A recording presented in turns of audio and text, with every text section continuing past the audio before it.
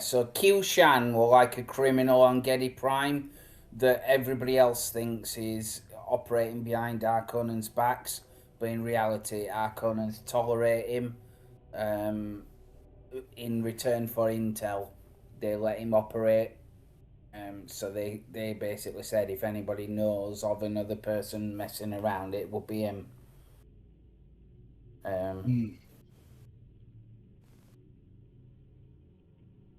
Yeah, because tried making a deal with him for more information about Harkonnen as well. Yeah, and in return we give him more spice or some spice supplies for our network. But yeah, he had a recording device that somebody else had found and stolen everything out of. So, do we have any records, or can we acquire any records of who was on the last Highliner out of Gedi Prime? You can acquire them. Yeah. You can acquire them in-game, yeah, I'm sure. Yeah, that's not a problem. Not a problem. Oh, and the last thing was Hero's mother was coming to visit. Yes. Yeah.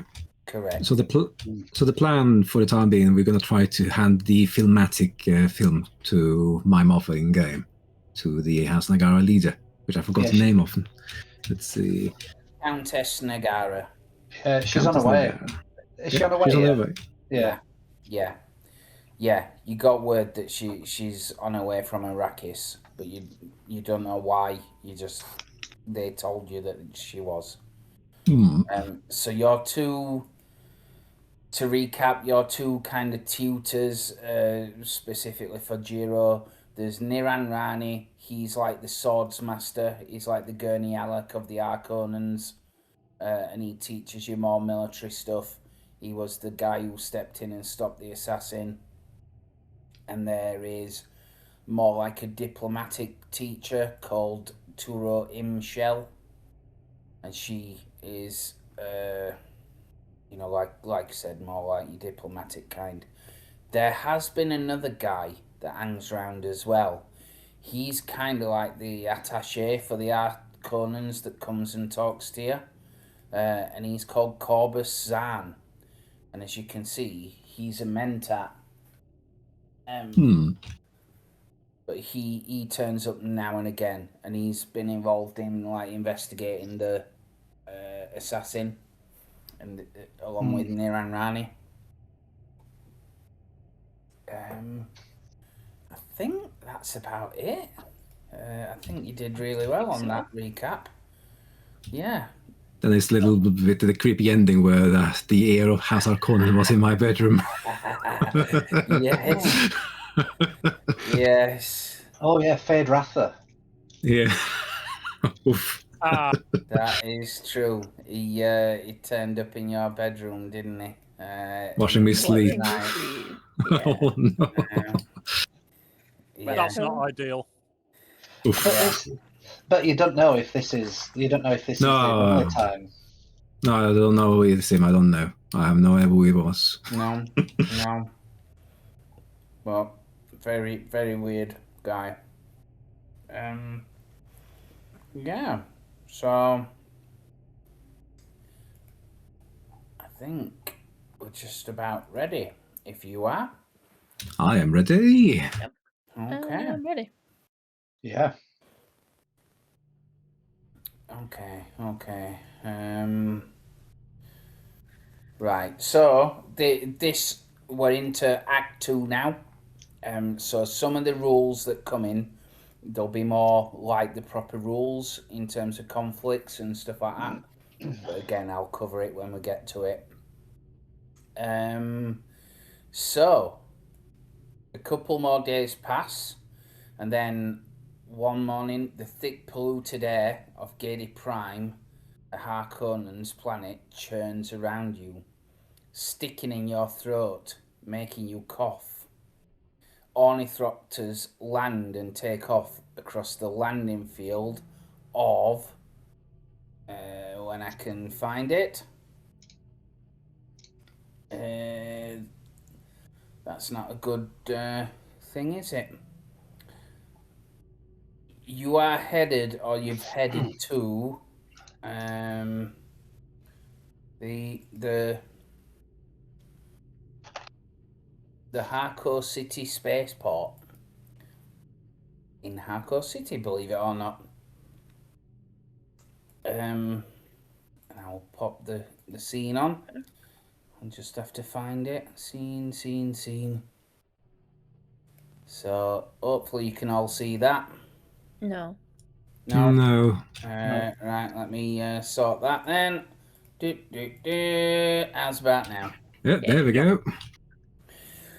So this is the kind of view ahead of you. Like I said, the polluted air of Gedi Prime hangs heavy. It churns around you, sticking in your throat, making you cough. Ornithopters land and take off across the landing field with a droning hum. The unsettling knowledge that there's more going on than you ever realise makes it difficult to concentrate. Does your mother, the Countess Nagara, know? Roar of the frigate's engine draws your attention. A man with unnaturally straight posture and sour expression on his face approaches you from the ship. So the ship that lands, I think I showed it on the Discord, but I'll show it you again as the thing comes down. Yeah, it's like a huge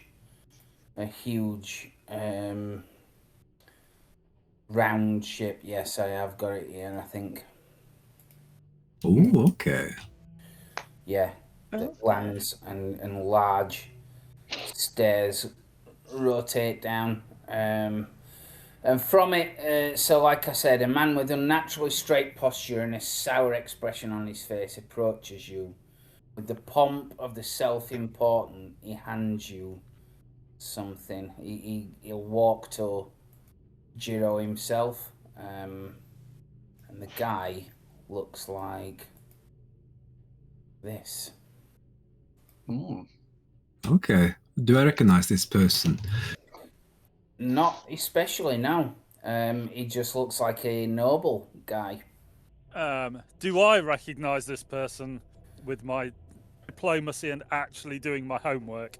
You can, if you want to know this person, you can make a check. Yeah. Might as well start by failing early. So again, then, so it would be your drive, and then the most relevant skill. If you can make a case for a relevant skill, then that's great. Otherwise, it's so it's probably understand more than anything else. It's going to be, well, my diplomacy is under communicate. Sure, but that again, it depends on what you're trying to achieve, doesn't it? So if you talk to, so communicate is obviously talking to people. Understanding is knowing. Yeah, understand data analysis, having a knowledge of family trees and who people are. That's what I'm trying to find out is he actually somebody important with a name, or is he just up himself? You can have that skill check, but I'll not give you the focus on that because the data analysis is more like the stats and figures.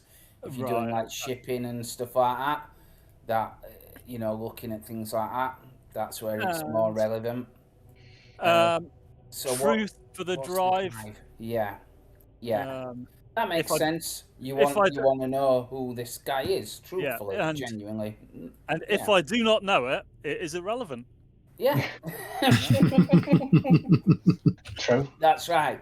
So there should be a little dice symbol at the side of your skill. I've got that. I've ticked the right things. I'm not using the focus. That's correct. So it's going to be like a difficulty 1, so you only need 1 success. Now you've got something in the bottom left called momentum, right? And you basically buy dice with it. Oh right, I've got it. Yeah. And it's sequential. So it's 1 momentum for 1 dice, then an additional 2 for a second dice. So it goes 1, 3, then 6. Okay. To buy 1, 2, or 3 dice. So I'll not do that. So yeah, it's just if you wanted to. Um, And you can give threat to me in that way, and I can spend threat to increase difficulty, etc., etc. Let's not do that either. No, no. Not yet, anyway. No, as with One Ring and games like it, personality traits can be used to be invoked. So, for example, let's have a look at what you've got. So, again, you know, yeah, so if you're sneaking around, you say, because I'm very careful, this, or if you're making things secure, I'm very careful and being very thorough would probably gain you a bonus, you know, stuff like that. So it's about weaving it into the narrative. Cool. Yeah. So yeah, it's just a difficulty 1. No determination. Pool size 2. Yes, that's right. That's right. Oh, Unless you're buying dice. No.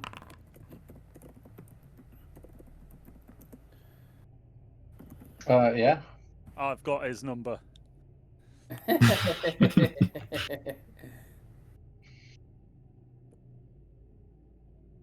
Okay.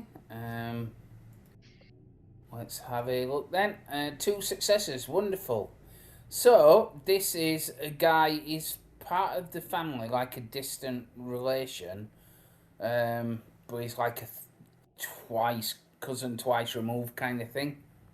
And he's called Vorlan Amshad. Vorlan Amshad. Yeah, he's. You will know that he's kind of made his mark, being like a courtier and being an official messenger.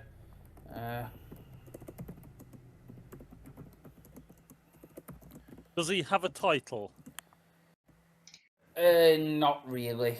Not really. Mister. Yeah. He's just part of the family, I suppose. But he's got no real deeds. He just serves the house in a similar way to you guys. Okay. But he is a family member rather than a family employee. Yes. Okay. Yes. I'm just wondering what I should call him. That's what I was contemplating. I suppose as like a very distant noble, you could call him Lord. Yeah. Yeah, but he's got very little power in that kind of thing. Yeah, but be polite, butter people up. In that case, I will address him as my Lord Ansrad and bow to him,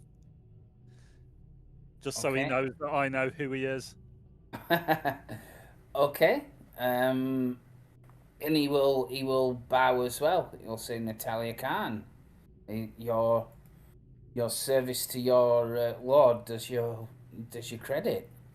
I And see he you looks have done your round at the homework grey on it, my skies. lord. He nods graciously, and says, "I bring news, sad news, I'm afraid, from your mother, Jiro."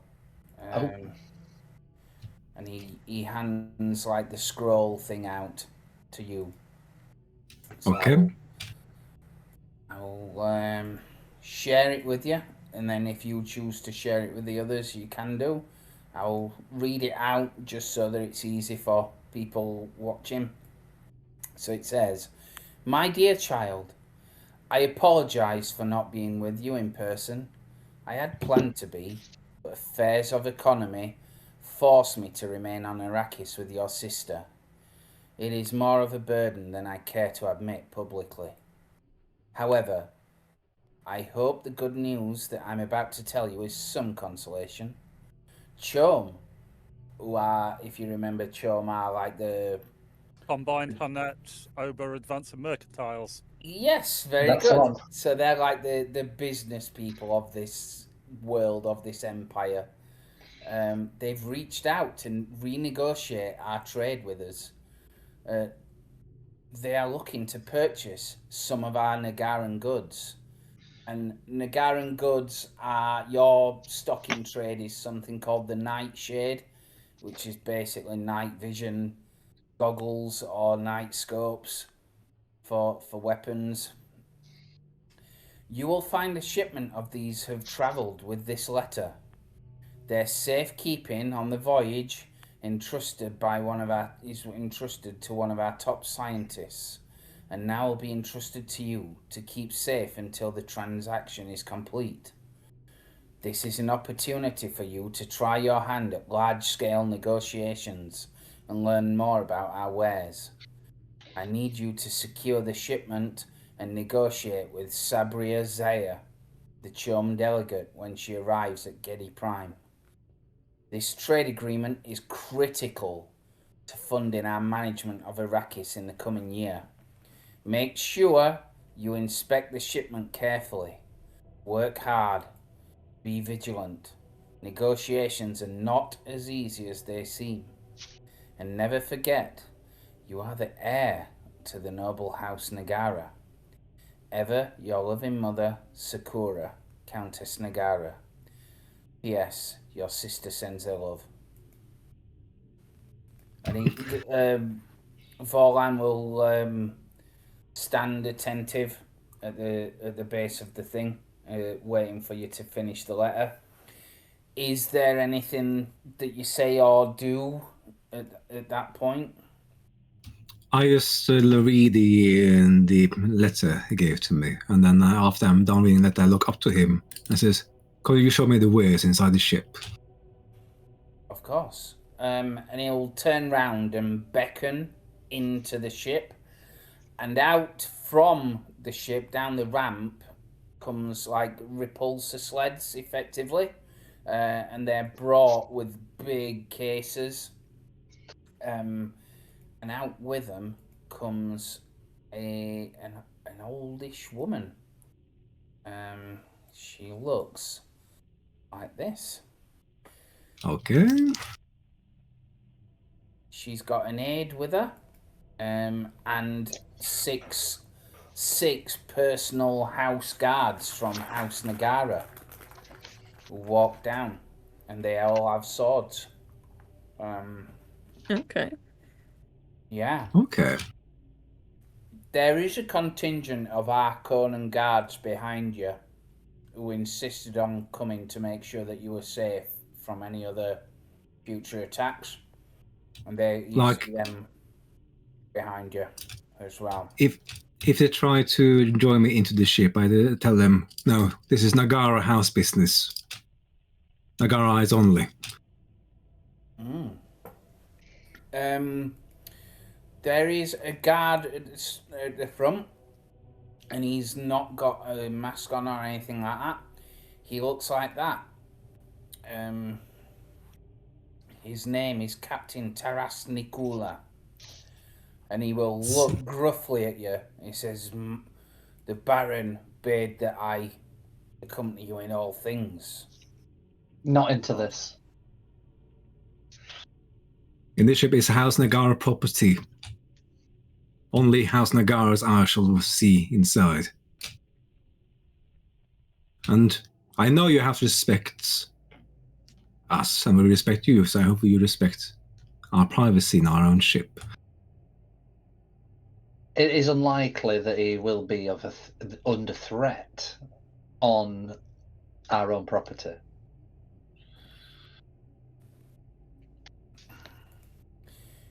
He looks uncomfortable. He says it's unlikely that there would have been a threat on Gedi Prime either, but yet there was. I will advise against you going into the ship. I will be there to accompany him.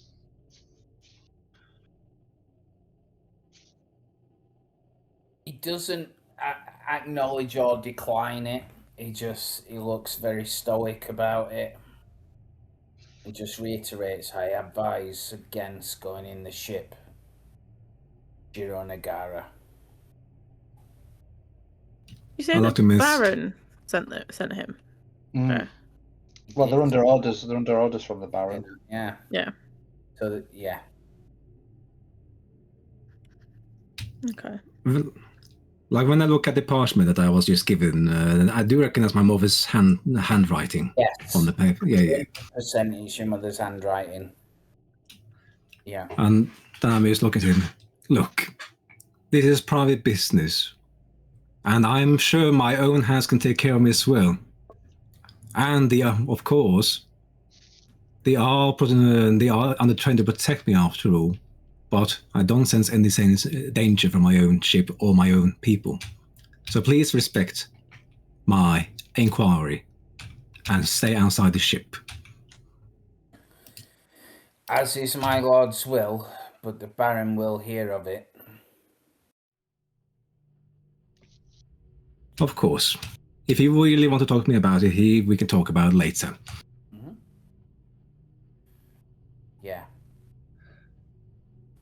So, because of that, you will all get some benefit for kind of standing up to them. You each get 3 what's called determination points. You might have to, if you know how to unlock your characters, you might have to unlock your character to put it on. Yeah. Okay. Wait, it adds on the ones we had before, yeah? So it adds yes, on in top. addition to the ones that you had before. So you click the little locket on the top right, and then at the bottom right, there's determination points. So determination can be spent to give yourself an auto success. It's counted as an auto critical actually. So it's actually 2 successes. 3 each, yeah. 3 each. Yes. Oh, that's very good. That's right. However, the threat goes up as well. Oh no. Whoa! What? We have a threat counter? How rude. Yeah. Oh, it went that high. Oh my thanks. It went from 2 to 6. Out at 6. Although it does say in the book 2 per player. So No, you got max. No. I think it does max because there is only 6 spaces on the actual physical board. It does max at 6. I mean, in the other Twitter games, the GM always has unlimited threats, from what I know from the other games. I don't know about Dune. Yeah. Okay. So the GM has unlimited points, while the players, they are limited to only 5 or 6, if I remember correctly. Right. Yeah. Okay. Whose side are you on, anyway? I'm sorry, I'm a game mod in Nocturne as well. I need to. Oh, there you go then. That makes sense. So he will begrudgingly stay at the base of the ship if you want to go in. The like I said, the containers and the woman are at the top, and she has like an aide as well in like sciencey type clothes. She's wearing white lab coat type thing, and they're at the top. And Vorlan Ashad says, "Would you like to go aboard, my lord?" Yes, I would really like to come aboard and inspect the ways. As you wish. Yeah. So you enter the ship, and it's a standard Nagaran transport. At the top of the ramp, there are, I believe, there are 6 large boxes on repulsor sleds, like I said, and the woman turns and bows to you and says, "It's an honor. It's an honor, Lord Nagara. I am. My name is Dr. Erica Ganio, and this is my aide, Kirajaro.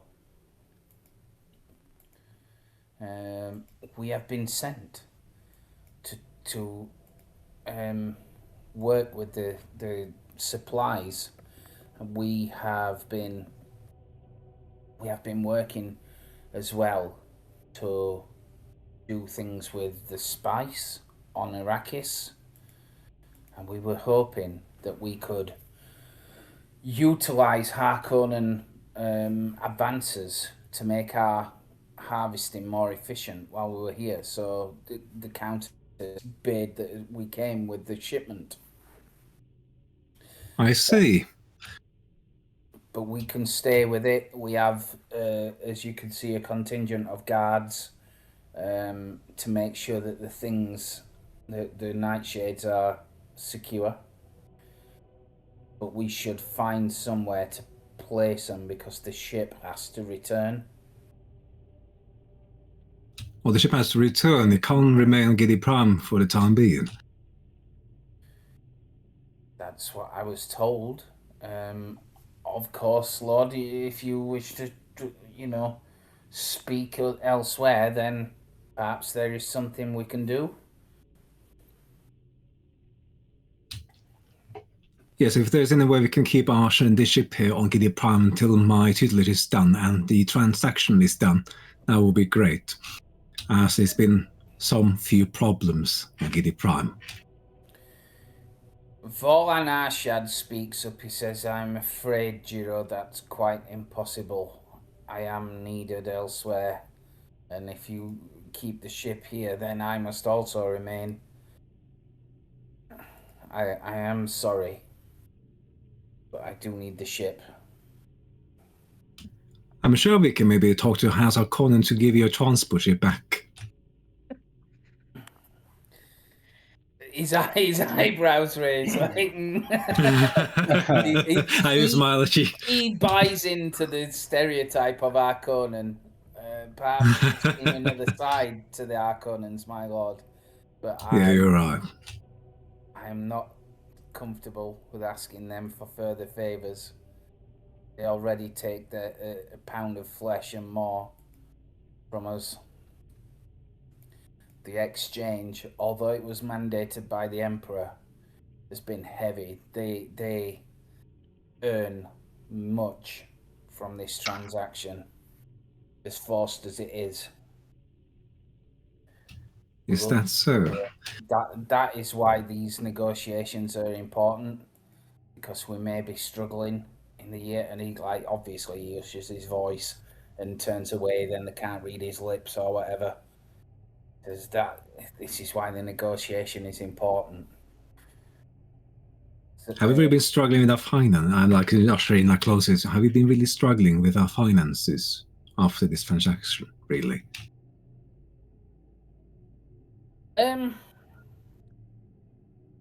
Again, looks a bit uncomfortable. He says it's not really my place to say, my lord. It is my place to know, as the year. The price we will have paid to become rulers of Arrakis will have been a steep one, my lord. When you factor in the transportation of an entire homeworld's worth of soldiers and servants, and the infrastructure needed to be put in place to manage the place, and the transport for the many messages that go with it, this all takes its toll.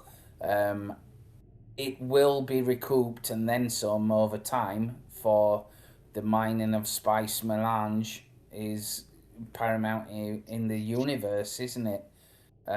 It's the most precious commodity that there is. Unless we can make it work, however, we could see House Nagara fall. I feel this may... And he hesitates. He says, I've said too much. I've said too much. I'm not on this planet. I understand it's been... it's very dark, gloomous, ominous planet that we've seen so far down in the lower levels. So yeah, I won't force you any further then. You can take the ship. But I would like to, like I said, inspect the wares and maybe have access to the security room just to check something. We can, I'm sure, hire something off the Harkonnens, just like a warehouse or whatever, to keep the thing. But before we give them the crates and get ourselves a warehouse, I need to find a film machine in your ship and see something off Harkonnen's eyes. Very well. Yes, of course. he'll take you in. He says, yes, of course, there's things like that. Takes you to a machine that could do that. What is it that you wish to see? I can't remember if it was me or Alice that had the film, but if I have it, then I take it off from my sleeve and have a filmatic film in my hand. I would like to see what's on this tape. On the tape. Okay. While he's putting that in and getting it together, is there anything anybody else would like to do?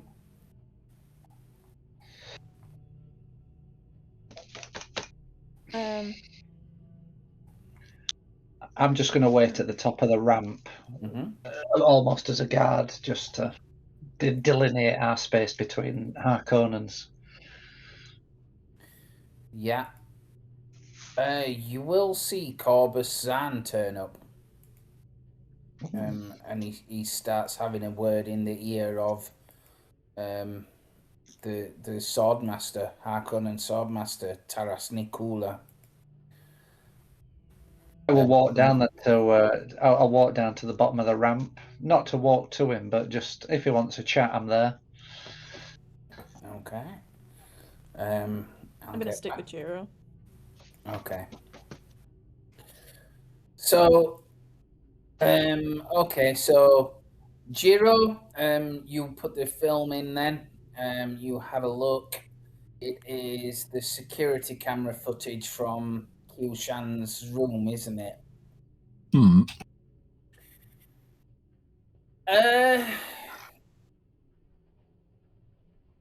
It does have your recording of you guys turning up on it.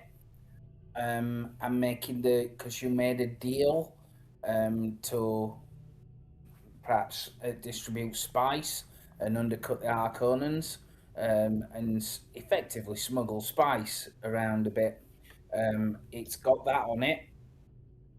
The bit where he dies is actually blank. Oh, okay. It's like a glitch. Yeah. Like a glitch, like just go glitches to that date of his death. Okay. Well, not a long one, just like a blink. He's kind of like there, and then he's down. Okay.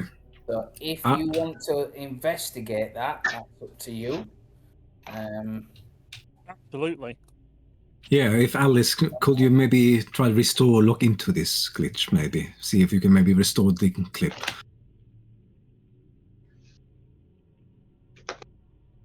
I mean... Oh, no, Alice, no, sorry, I meant, what's Dave's character called again? Talia. Talia. If you could maybe look into it. Yeah, I'm sure we can try at secrets. He says, And while you... Volan Ashad says, would you like me to make a print of the images, or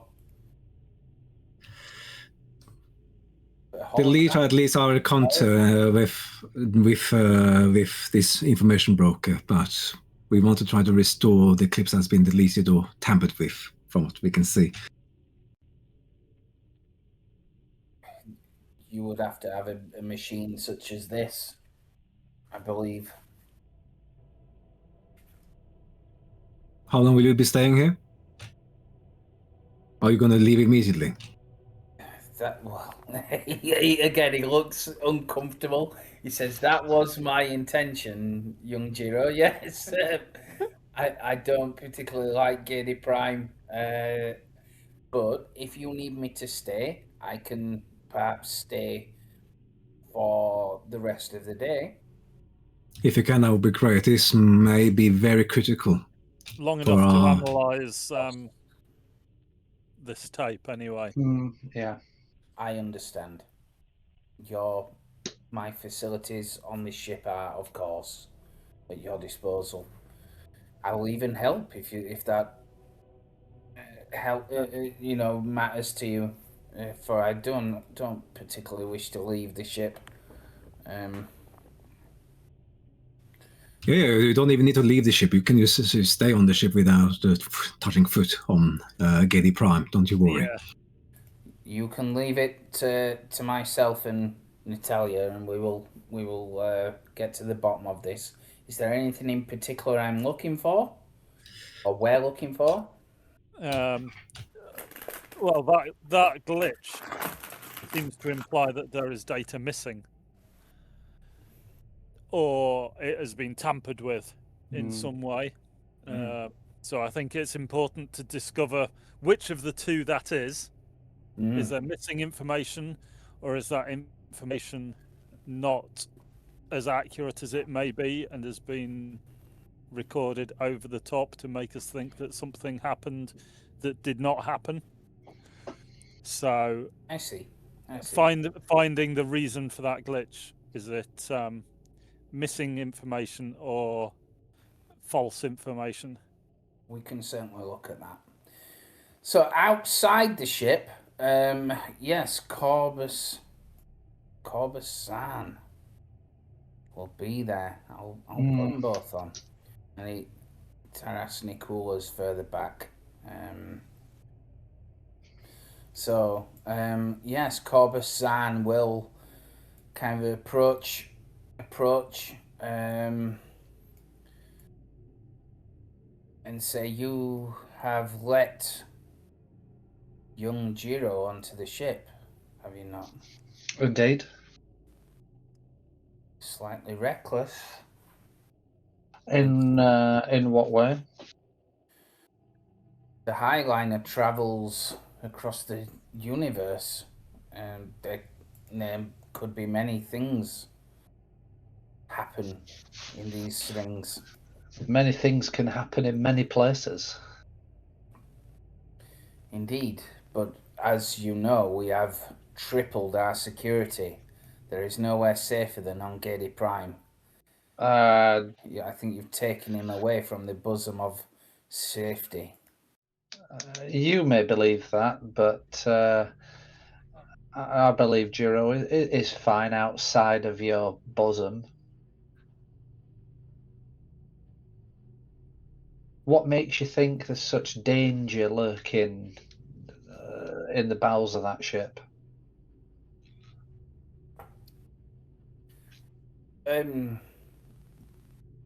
His eyes go white, and he looks up slightly, and he comes back again. There's a 40% probability that if an assassin was coming back, a bomb perhaps, that they could have planted it on such a deep place. I mean, knowing that Jiro would come to see his mother. Put your numbers aside, 40% and things like that. Let's be honest. If there was a bomb on this ship, then surely it would have been easier and more beneficial to detonate it, regardless of whether Jiro was on board or not. I mean, if there's equipment on there that belongs to the house, it could have untold economic damage. Assassinating one person is a task that, as you've seen, can be accomplished by many, stopped by few.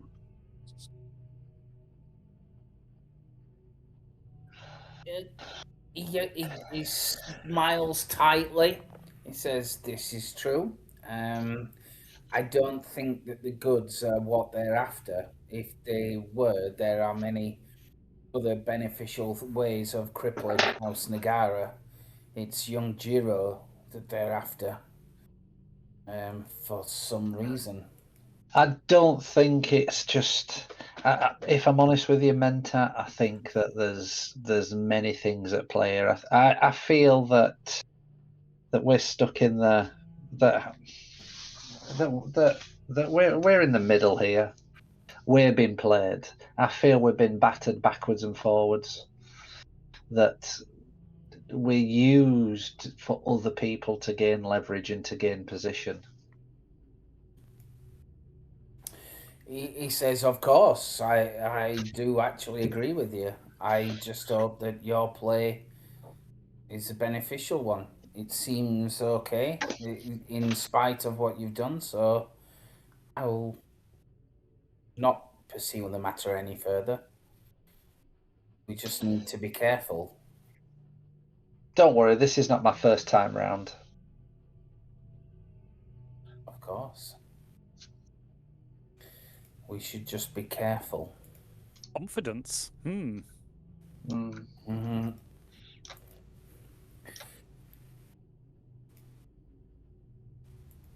Perhaps there is benefit in not sheltering Jiro too much. Perhaps there is something correct in that. He ponders it a bit.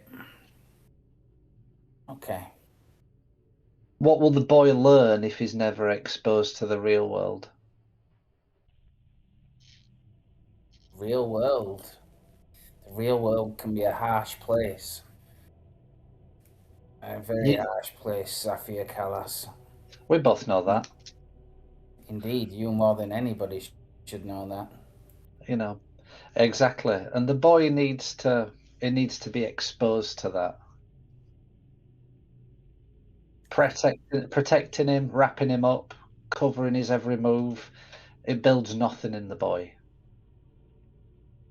Actually, all it does, it weakens him.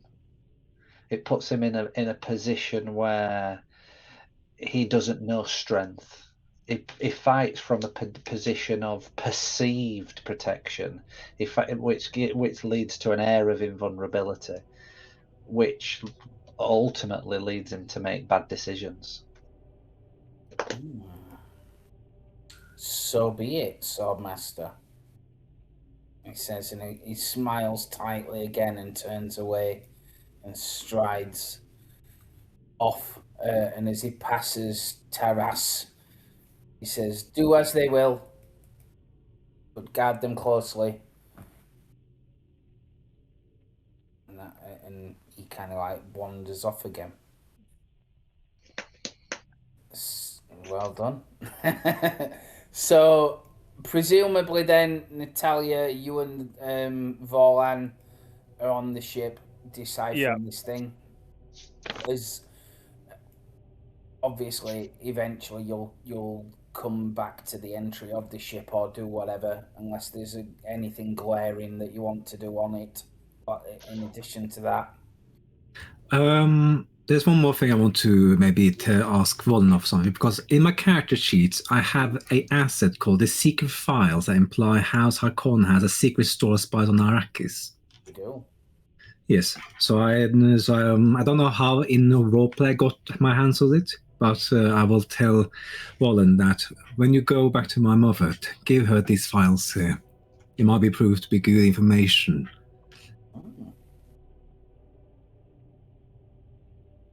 Okay, so that will remove that asset off your sheet, but it could have, benefits long term if you do that. Just so you know. But you can Yeah, if I give it away, yeah, okay. use it in negotiation, perhaps, if you want to do that. But by all means, you can give it to Vorlan. Is it possible I can take copies of it then, like to make copies of it, maybe? Yeah. Yeah. Yes. Yeah. Yeah. Then I make copies so I have one on me. Then I give the original to him. Yeah. Okay. Yeah, not a problem. That's fine. Yeah. Is there anything Alice is doing on this ship before you come back out? Are you staying close to Jiro? Not particularly. I'm just staying close, keeping an eye out, keeping an ear out. No problem.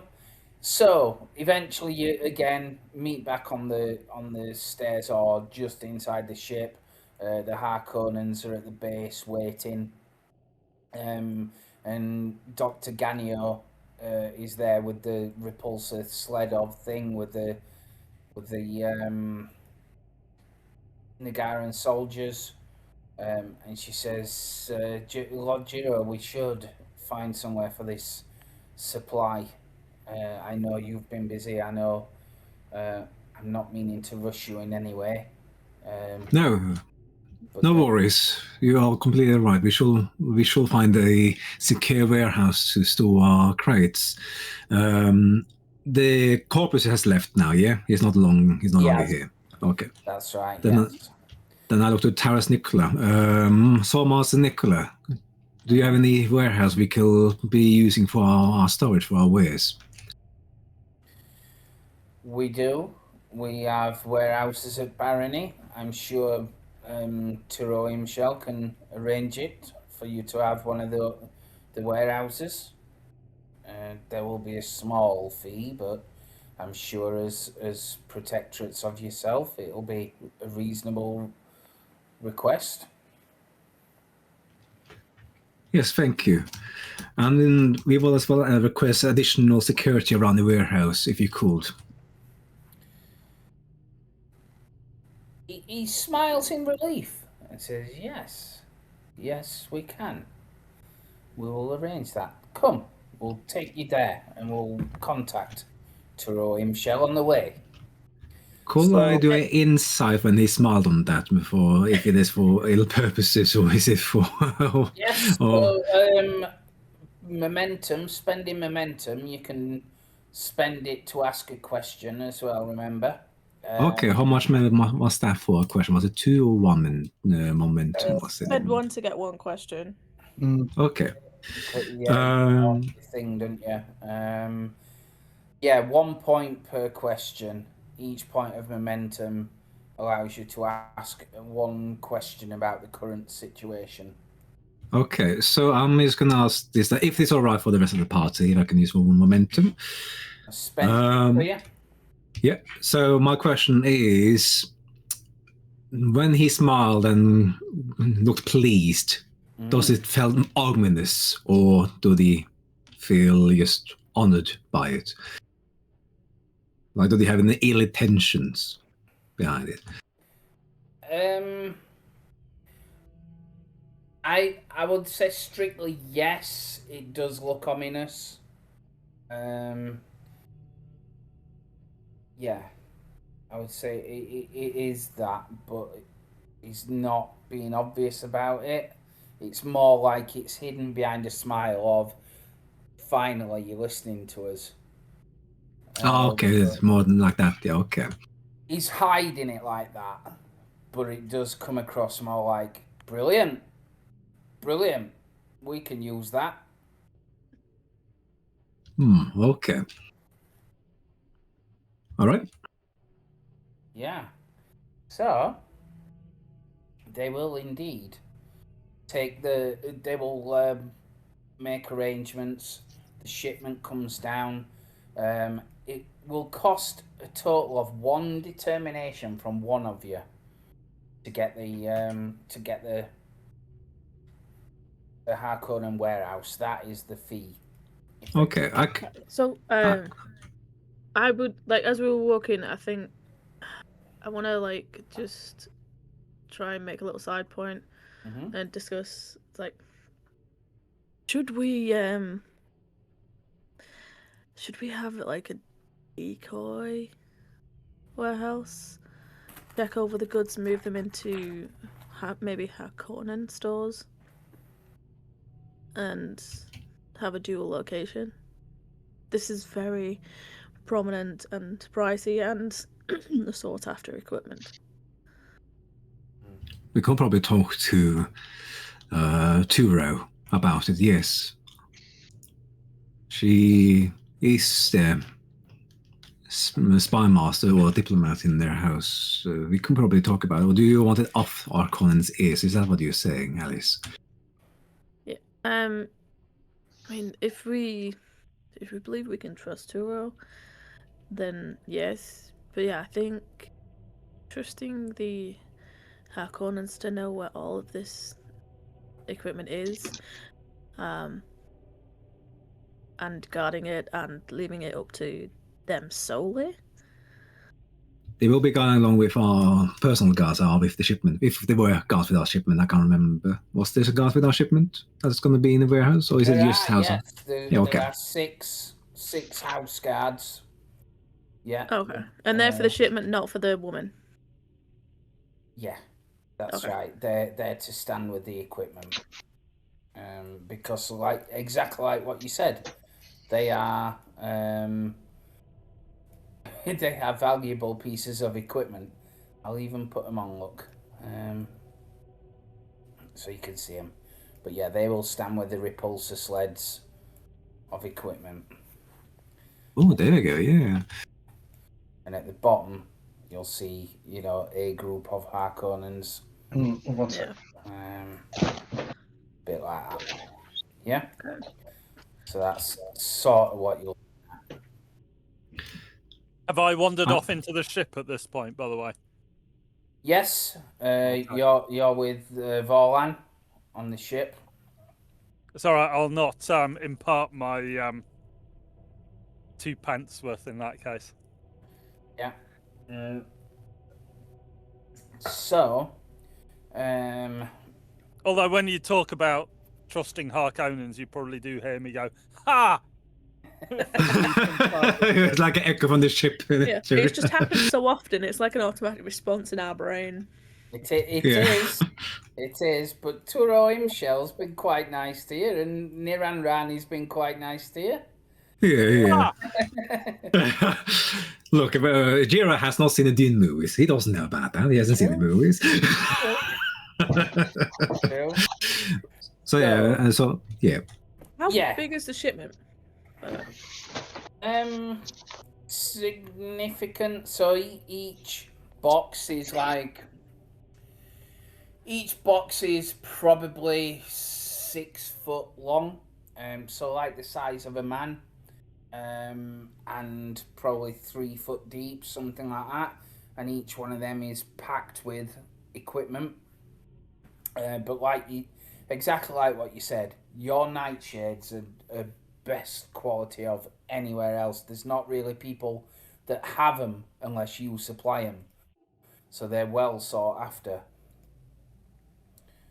You have the technology. So they are expensive. So in this,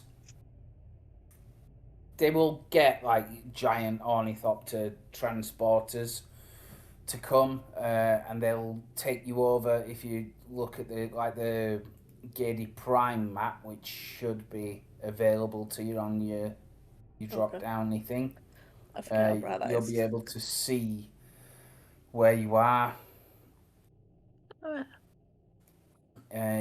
So you're out at Harcourt City, and they will take you back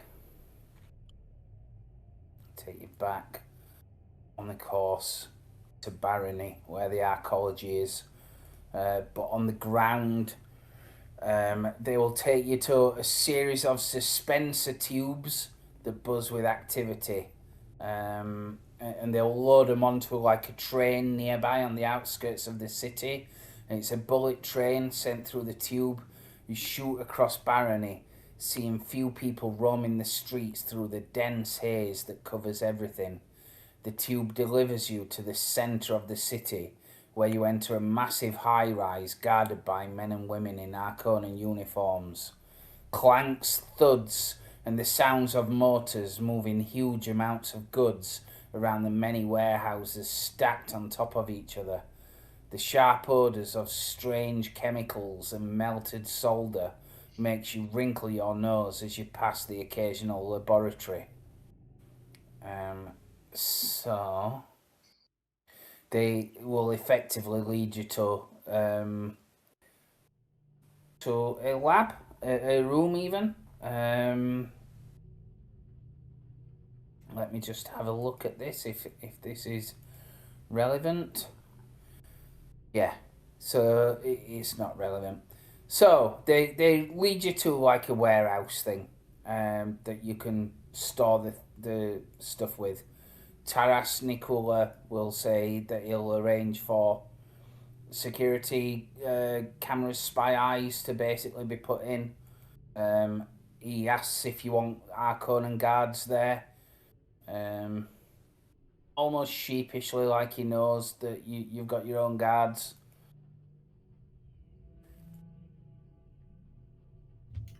He will ask if you want Harkonnens anyway, and he'll make an argument for the fact that they're very vigilant. When he asks me that, can I do another insight again? This time a normal skill roll to see if that's Sure. good thing or yeah. So I want to do try to understand his motives behind that, and I will probably probably duty, because it's like my biggest duty. I want this to be safe, so I need to make sure everything is in order. Yeah. So I will do that. Is there any focus that's relevant or anything like that? Any traits or? No. I actually know. Maybe it's better discipline. I'm observing, like maybe that's better. Maybe discipline, because I'm looking into it, and observing is like body language and how he speaks. So I will use focus on that. Yes. Okay. Yeah. Is this something you can assist with, or would it be each our own role? You can assist if you want, but you normally have to like explain how you're assisting. Okay. Yeah, because I guess in the moment it wouldn't mean assist. It would have been just over time trying to help understand. So assisting on observation is kind of like moving close together. Look at that, kind of being obvious, pointing. Look at his face. Look at his face. Hey, look. It's that kind of stuff that you would be doing. Yeah, like loudly. Can I do it like in on the slide? It's like going up behind him and whispering. It's like oh, for argument's sake, look at the twitch on the left side. That implies Yeah, I'll let you. Because it's So I'm thinking, roll 1 dice on an assist. But your own skill and your own drive, you can use a completely different skill and drive if you wish. I think it's just going to be dice. Understand, and I think it's going to be power, because its authority attracts those who are corruptible. It will probably be opposed.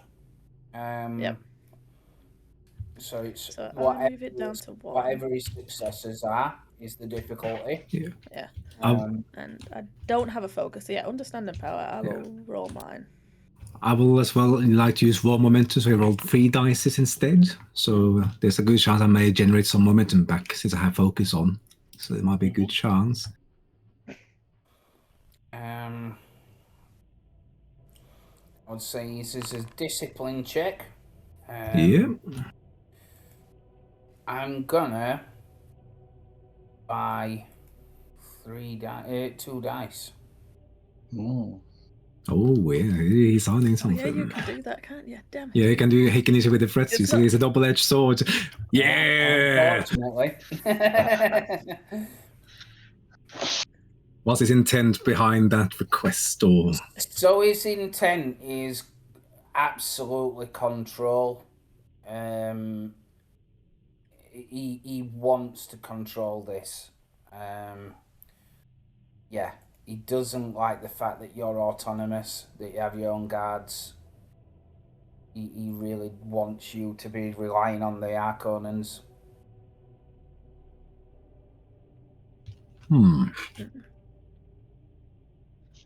And that comes across in the way that he says, he stops short of like insulting your own guards, but he bigs up his own guards a lot, and says how they know the area and all this kind of stuff.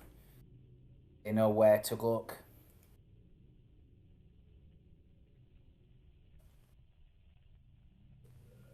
Who is the security officer from my house at the moment that came with the shipment? Who is the security officer for the shipment? There's no one standout officer, but you can pick any of them really. They're just guards. So they're effectively under your control. You are effectively the officer. Yeah, I'm the officer. So I look more likely Zafir Callas. Yes, Zafir Callas. Yeah. Like I'm looking at Zafir, and like Zafir, you are my sword master. And what do you think about this?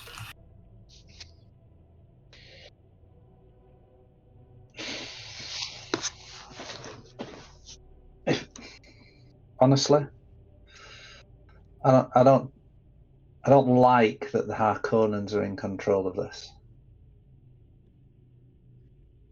I believe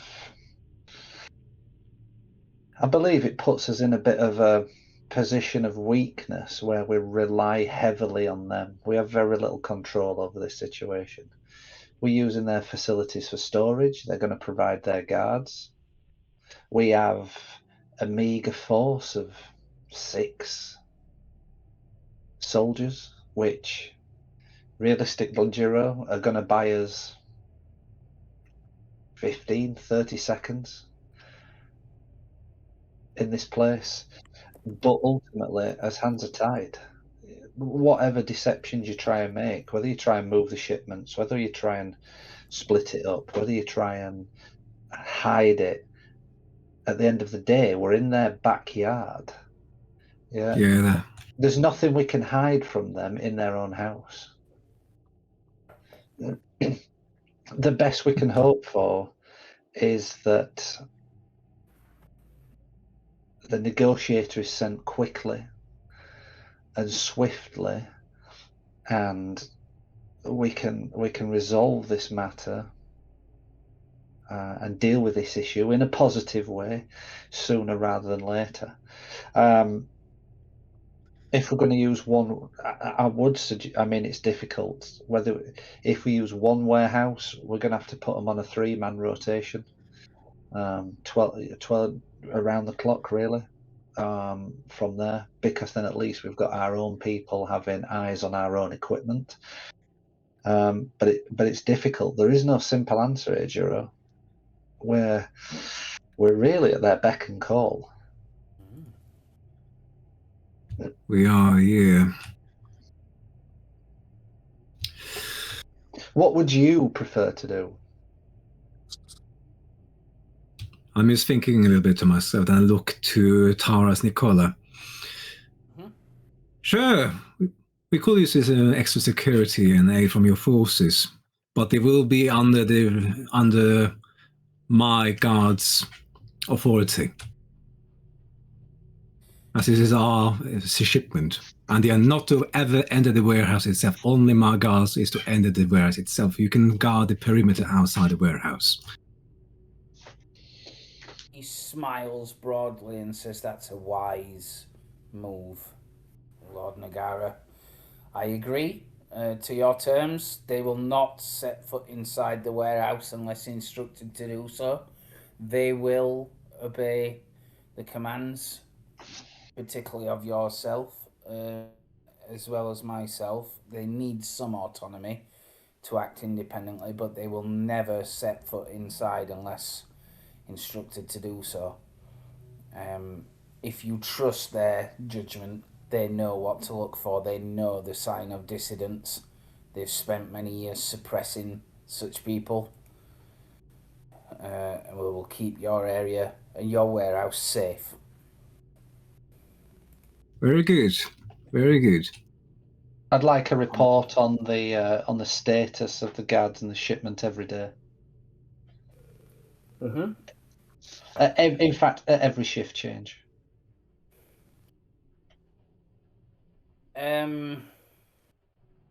He looks more perturbed by that. Says, I'm not a clerk or a mentat. You should bring your own people to do that. This is all your own wares. It is, but they're outside of our control, and I'm asking that we get a report on the status of the shipment and the guards. Nothing detailed, just that everything's fine and untouched, and there's no problem. What you do with your shipment is your concern. As we've just discussed, I can't enter the warehouse to check on the shipment, but I can tell you the condition of the guards. I can give you a report of who's on duty if you wish. That's satisfactory. He'll bow at that. He says that is a good business head on your shoulders, Lord Nagara. I think our relationship will blossom, I'm sure. He says a strategic one as well. Mm. And he will Yes, go. Oh, go on. Yes, we do want to have a strong relationship with the House Harkonnen and House Nagara, of course. And he will smile at that, and then go to deal with his guards and give them instructions on what they have to do. So meanwhile, Natalia at the ship with Volan Ashad are looking through this footage. How are you? What are you using to restore the footage? What's the skill that you're doing, that you're employing to get round the difficulty of it? So, understanding of advanced technology would that machine he's got class as advanced technology? Yeah, I would say so. For looking at timestamps and evidence of tampering, basically. Yeah, definitely. As you know, in Dune universe, people don't get on with technology very well. So most things like this is pretty advanced. And probably truth, I guess. And truth, okay, that is cool. Yeah, that's very, very relevant, isn't it? Do I get my focus for You advanced do. technology? You do get your focus. Understanding. So you can click that. It will be difficulty. I'm gonna spend a threat to say it's difficulty 4. Ooh. You can use momentum. I will let the guy assist you. I'll use Shizu to do this.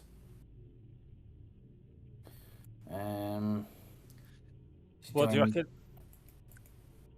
That and that. I would spend Use a the momentum. Spend one and get an extra die. Yeah. He's assisting you.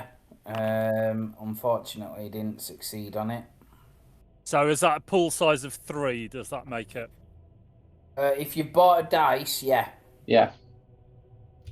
So remember, you've got determination as well. If you spend a determination, it gives you an auto, like one of your dice is automatically 2. Yeah, I might do that as well. He seems to be trying to make it quite hard for us. Yeah, I think there's an option on the roll thing to do that. There is. Does that reduce 1 automatically? Yeah, or do I have to do it? It'll turn 1 to a 20 to a 1 automatically. Yeah. Oh no, I mean, do I have to reduce my determination points? I think it does it. Yeah. I think it does it. Well, let's give it a go. Well, we know you've got 3, so Yeah. if you've still got 3 at the end of it, you can knock one off. Right. So, any successes over what you need build your momentum back up. Cool. Which I forgot about on the other rolls. And yes, it does take your determination off, by the way. Right. So you've gained 2 momentum for that. Nice. Wow. Fantastic. So you wrestle with this for best part of an hour, trying to clear it up. You do clear some of the picture up. Unfortunately, there are definite frames that are missing, so that can't. Is obviously edited, and you can't get that back. But what you do notice that many people would have missed, there's the minutest of movements in the corner of the screen, and as you kind of like clear that image up, there is something significant there. It's still not 100% clear. It's not crystal clear, but you reckon is it with your mental eyes, it looks like that. Yeah. Oh, yes. The plot thickens. And it could well be the reason for the glitch. There could have been because they're controlled by like radio waves and remote kind of thingy. And it could have been like a technological bandwidth mixing with the video that caused it to crackle a bit. Okay. Where did this happen? This happened in the what they call Low Market, which is like a scummy area of the city. Okay, so the controller could have been hiding in Yeah, anywhere. Yeah. Okay. yeah, yeah, that's right. Mhm. So, that is what you find out from the thing. Are you heading back with them to the archaeology? Yes, I don't think there's any. Well, Vorland's wanting to take the ship anyway back up to Yeah. the Highliner, I guess. So Yeah, he'll stay there for the rest of the day, just as Jiro's asked. But yeah, by the end of the day, he'll go. I'll thank him for his assistance, and I'll tell him to pass this information on to her ladyship. He swears to do that. He vows to do that. And you get a transport back to the barony, which is the main city. And just because you've not seen it, I don't think this is where you're staying. Not for long. Yeah. So you are taken back effectively to the meeting room. Niran Ran is not there, but Turo Imshel is. So, for the rest of the day, you deal with the shipment. You getting the guards in place, all that kind of stuff. You make your ways back, and you get word that the Chom delegate was called Zaire. I'll tell you in a minute. Sabria Zaire.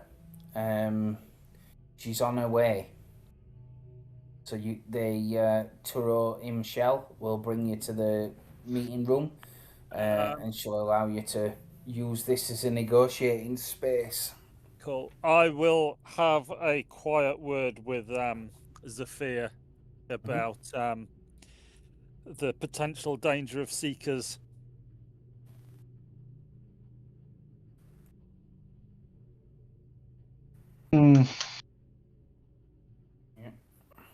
And potential keeping an eye out for potential threats to his lordship. Yeah.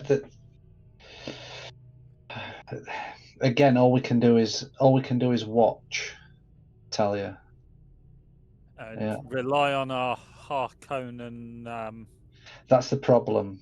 This is something that eats me up every day. I do not trust them. Never trust anyone. The fact that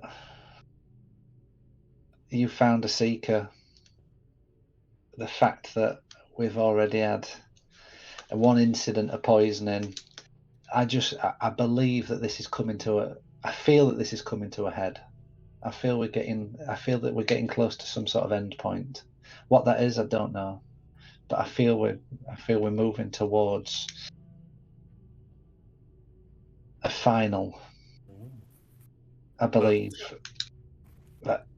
What is the purpose of it all? Is it to undermine House Nagara? That's a question. Undermine House Harkonnen?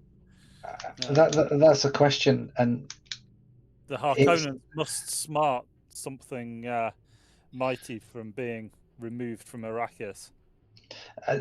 Which we've stated all along, which is sort of the point we've had, isn't it? That they can't be pleased with that. But then again, does House Vernier seems to keep cropping up?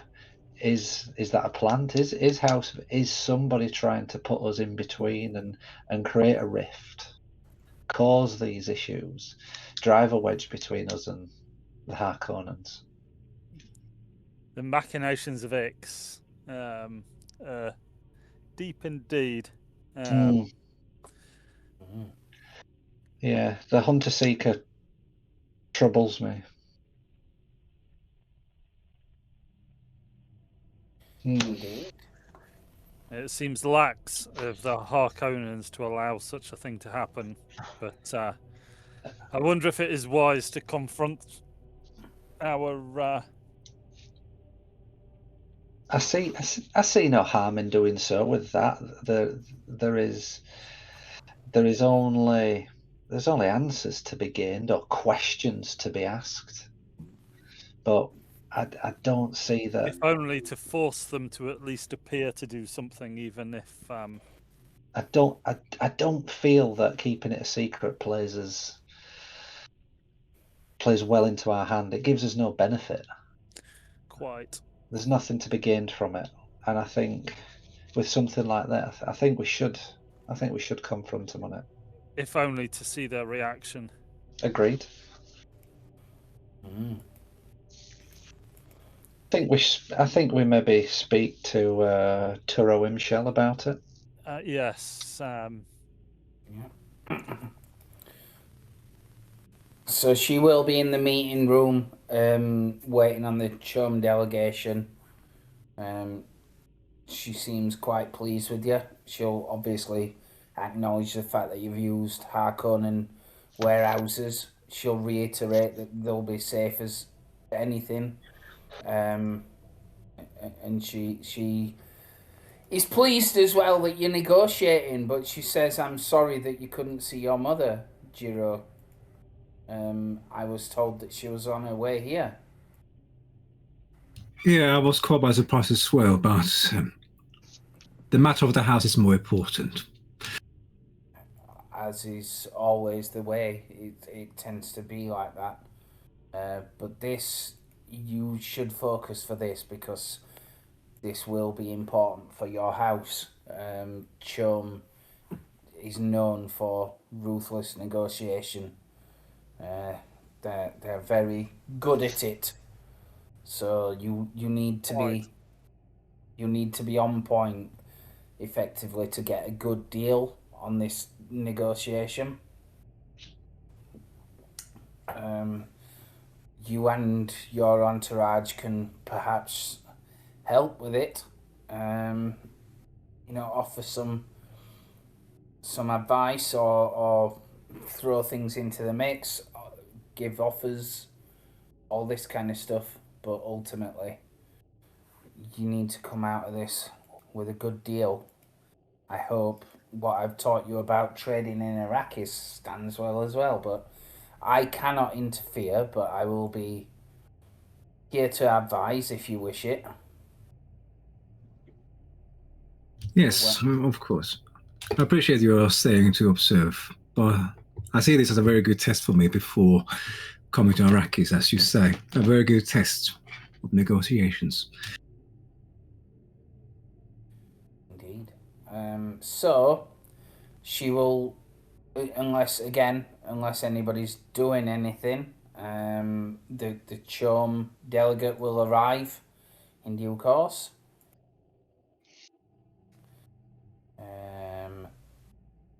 I'll find her. So from the meeting room doors, they open and the helpers show her in, and this is Sabria Zaire. She will walk in regally, welcome you all, and say hello. So she says, "I've heard a lot about you, young Jiro. I trust your mother as well." My mother is very well. She's very well. Thank you for asking. And it's a pleasure to meet you finally.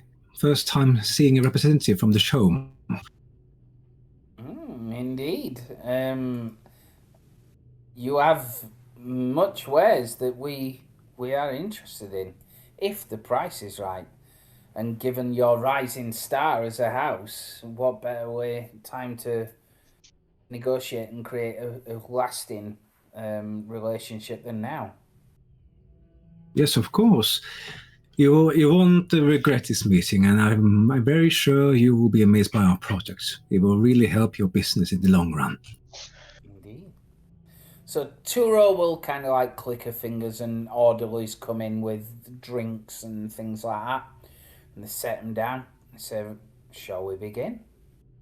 So you're gonna see like a big part of the rules now. So more than anything that you've done before, this is closer to the actual rule set that it runs with. Dune runs on a bunch of different conflicts. There's 5 types of conflict, ranging from like wars all the way to duels. And negotiation, believe it or not, is a conflict. Oh, okay. Yeah, Absolutely. yeah. It's just a conflict of political arenas. So, what happens here? I've hid Natalia. She's actually there.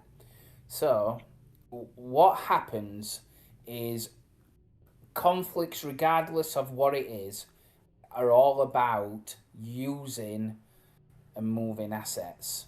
Okay, your assets are here. You have 3 of them, Nagara and Wares. Okay, her assets are charm influence. Okay, the way that conflict works is that you can either shift an asset or you can use an asset. The aim, and this is where it'll get very, very boring if you don't do it narratively. The aim of the game is that you want to get your wares into Sabria Zair's areas and then use them. Okay? If you manage to do that, that's effectively you striking a good deal.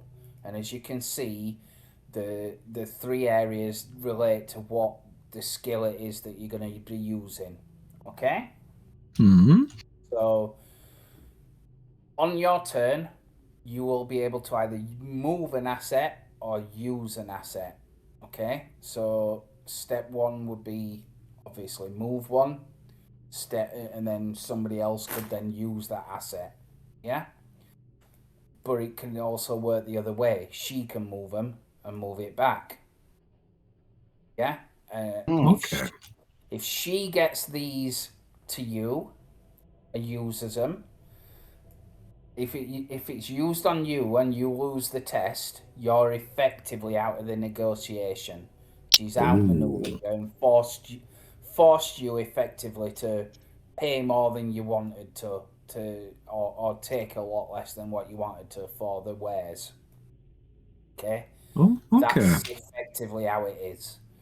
To move an asset, it's a communication skill test and it's difficulty 2. But the rest is what it says there.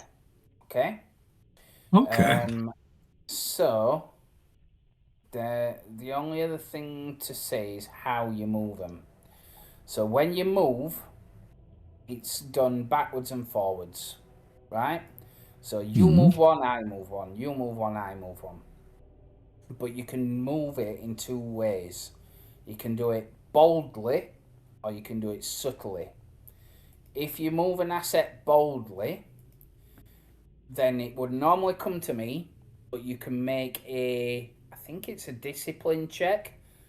It's at level 2, and if you pass it, you can keep hold of that move. So you can move twice before I move once. That's if you move boldly. If you move subtly, it creates the skill test at difficulty 0. I'm just trying to see what the difference is. Yeah.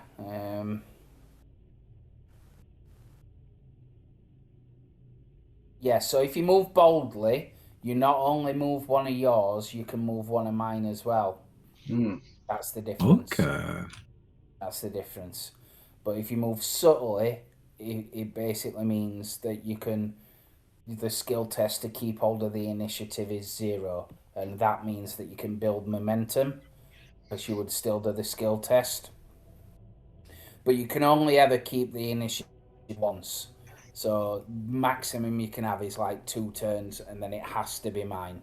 Okay. Yeah. Does that make sense? Yeah. So That makes sense. Yep. that's how it is. But like I said, that will get incredibly boring if we don't do it narratively. So I would say, like, you know, pose an argument just like what we do with skill tests. You know, pose 1 or 2 sentences when you do your thing, saying like the point that you're making or whatever. Okay. Yeah. I'm having a look. See you. I believe it's you guys that go first on this. Right. So you can choose which one of you goes first. So it's a communicate skill test to shift an asset. You can shift either assets, by the way. But you can't use these until they're in the areas, and you can't use an asset until they're in the areas. Yeah. Just She will make 2 technical- moves, by the way, on her turn. Ooh. technical question on how it works Yes. before we start.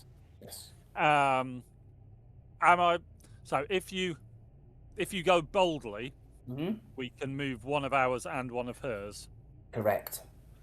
Is there any point in doing a bold move first when she hasn't moved anything? Yeah, because if she right now these are in the neutral zone, but if you shift So them they to push them hers, back. she would have to move twice, wouldn't she? Yeah. Okay, cool. Okay. That's fine. So In yes, which case, there is a point. Second technical question. Does House Nagara hold a Koam directorship? Oh. They're on Chum. Most houses are. They have shares in it, yeah. But I would imagine as the de facto controllers of Arrakis will have a directorship rather than a minor voting rights. I was just going to go for a bold move of bringing that up early in the conversation to put her on the back foot and reinforce. I mean, that's a justification for your negotiations, isn't it? Reinforce our importance in Koam. Although we're negotiating with her, we are actually, to a certain and very real extent, negotiating partly with ourselves. And she should show us due deference in that regard. Okay. Just before you start the negotiation, there is somebody comes in into the room. It's actually somebody else from Chum. It's a messenger. Oh, okay. And hot on their heels, as they come in, is Dr. Daniel. They come in and they whisper in Sabia's. She smiles slyly at the news and she says, "Well, as per our agreement, my technical staff have inspected the merchandise and they've found some items that are not the quality that we were expecting. I hope you're prepared to compensate for this deficit in your negotiations." Obviously, that's, a shock to you guys. Is there anything you want to do about it? The Dr. Ganio is kind of like hanging in the background, looking a bit worried. I'm looking at the doctor in the background and I said, "Didn't you check air quality before you came on the planet, Doctor?"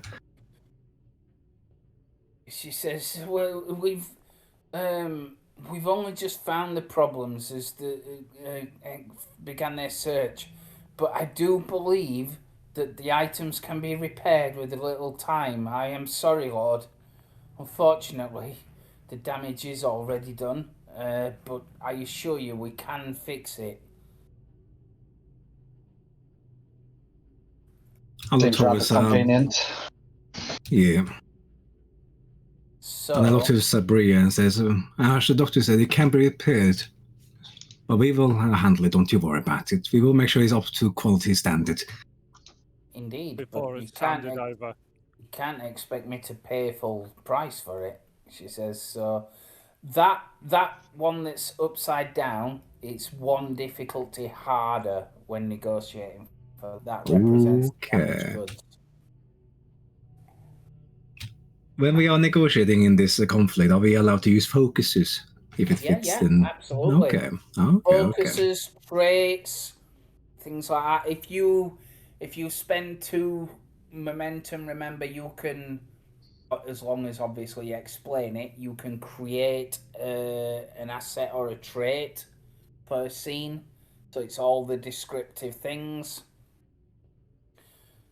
which normally, make things easier. She can spend it to create traits or assets that represent harder things, stuff like that. So, like your example of your Harkonnen secret files are a good example of that kind of thing. You know, you would kind of like raise that with an Harkonnen and say, well, if you don't do what I say, I'm going to release these files. Yeah. You know, Yeah. do things like that. So, who wants to go first? Surely Jiro. Yeah, I was thinking. Yeah. I don't know if I fully understand it, so. Okay. So yeah. So Jiro is going to go first. So you can either, because there is no assets in this area, in these top areas, you can't use an asset. You can't use them until they're there. So you're going to have to move an asset, right? So it's whether you move it boldly or whether you move it subtly. If you move it boldly, you can move one of yours and one of hers. I would be very tempted to introduce yourself as the son of a comb director and just push her buttons. Yeah.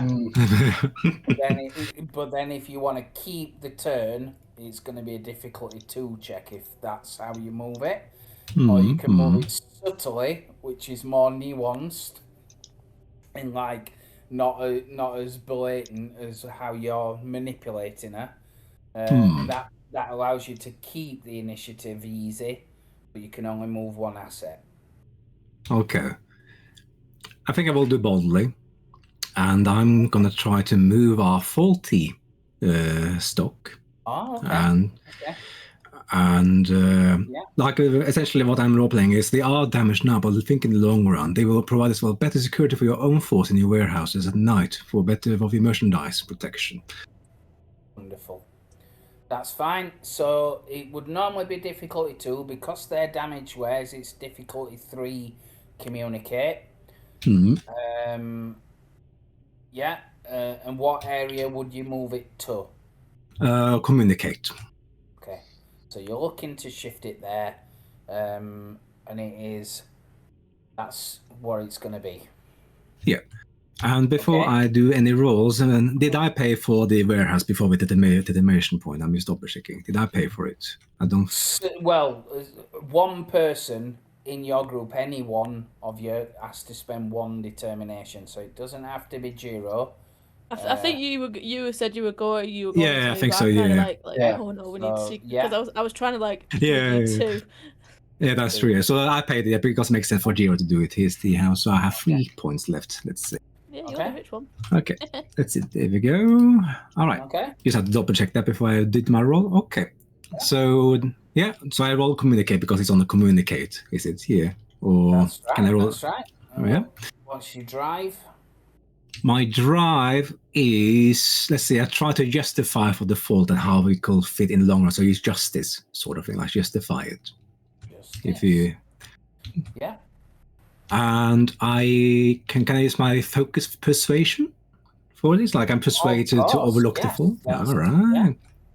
And yes, I think. Difficulty 3. And I'm thinking about maybe using one determination point to get Oh, 2 wow. successes, but Wow. as well use 1 momentum to get 1 extra dice, just in case, if that's all right with the rest of the party. Yeah. Okay. Get them early wins in. Yeah. Yeah, let's Absolutely, see. yeah. Okay. Okay. Wow. We might get some momentum back. Let's see. So it's only moving it to the thing, yeah? So, yeah, the negotiation will continue. That's perfectly fine. Yep, you move it there, no problem. You can also attempt to move one of her assets as well. Okay. So we move the assets either to one of these windows here, or are we just moving it? Yeah, so Oh. you can move it. You know, it doesn't really matter which one it moves It to. doesn't really matter which one. Okay. Well, I move it So to. again, that's the difficulty to communicate, and that's obviously talking down what influence she has and stuff like that. Yeah. I just move it to discipline then. Basically saying she's not got anything of value that you want, Yeah. or talking down what she's offering, you know. And they're offering good trade routes and all that kind of stuff. Yeah. Yeah, I think that will be me if that was the turn. Yeah. Well, you need a difficulty to communicate check. Oh, on yeah. that one. Let's see. Communicating. Let's see. Okay, then this time. Yeah. It's all right. I'm gonna say you gained a momentum, but the net is 0 anyway, because you spent 1 and gained 1, so that's fine. Yeah. Let's see. So communicate and my drive this time to put it there. I think I will make it. Let's see. Yeah, partial leisure. Maybe duty for my house again. So second time I use duty, and this time no momentum. Can I still use persuasion for this, or is it? Yeah. I cannot. Okay. Let's see. Yeah. Rolling. Ooh. Nice. Nice. That's wonderful. So your momentum is now 6, and Chom is there.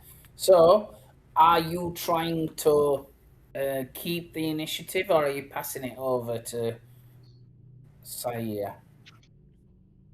I would have thought keep pushing. Shall we continue pushing? Yeah. So is it me? Yeah. So is it still me then? Again, it's difficulty 2. Discipline check to keep it. Otherwise, it's going to be her turn, and I'm gonna. I'll spend a threat to make it difficulty 3. Oh, okay. Discipline. Okay, so I move on my ways now to understand or discipline now. Or can I move to under? No. You need a discipline check, and if you do, your team keeps the initiative. Another person on your team gets to go. Yeah, gotcha. Fail the check, the turn will go to her. Okay. I would be tempted to sing as we got a couple of momentum back. I would be tempted to use one. Yeah, I think it will do. Let's see. So let's say I use duty, I use justice. I will do power as a drive because I want to try to keep the control of the negotiation. Let's see. Do I have anything that can help me discipline? Observe doesn't really help here, really. But okay. So was it difficulty 3? Did you say because you rise it by? Yeah, that's right. That's right. Shall I maybe buy 2 dices then instead of 1, just in case? Yeah. Just so might as well. 3 momentum that'll cost then. Yeah, if that's all right. Yep. Then I rolling. Yeah. You got right. Okay. Oh, it's about. Perfect. So. Nice one. Yeah. So 3 momentum's gone, but you keep the initiative. So it's the next person to go then. So Okay. one of you gets to go again. You can't keep the initiative, but you can still move boldly or subtly. So it's whether what you wish to do. And at what point do we win? And it stops. So if you get all your wares off the table, the To negotiation end. understand, so there's a Yeah. potential that we could finish it, close it out this turn. If we No, move because boldly. once you can only use an asset Oh, you have when to they're on the use them, thing. You don't you? have to You have use to them use when them. they're there. All right. Yeah, you have to Yeah. use them as well. Yeah. Okay.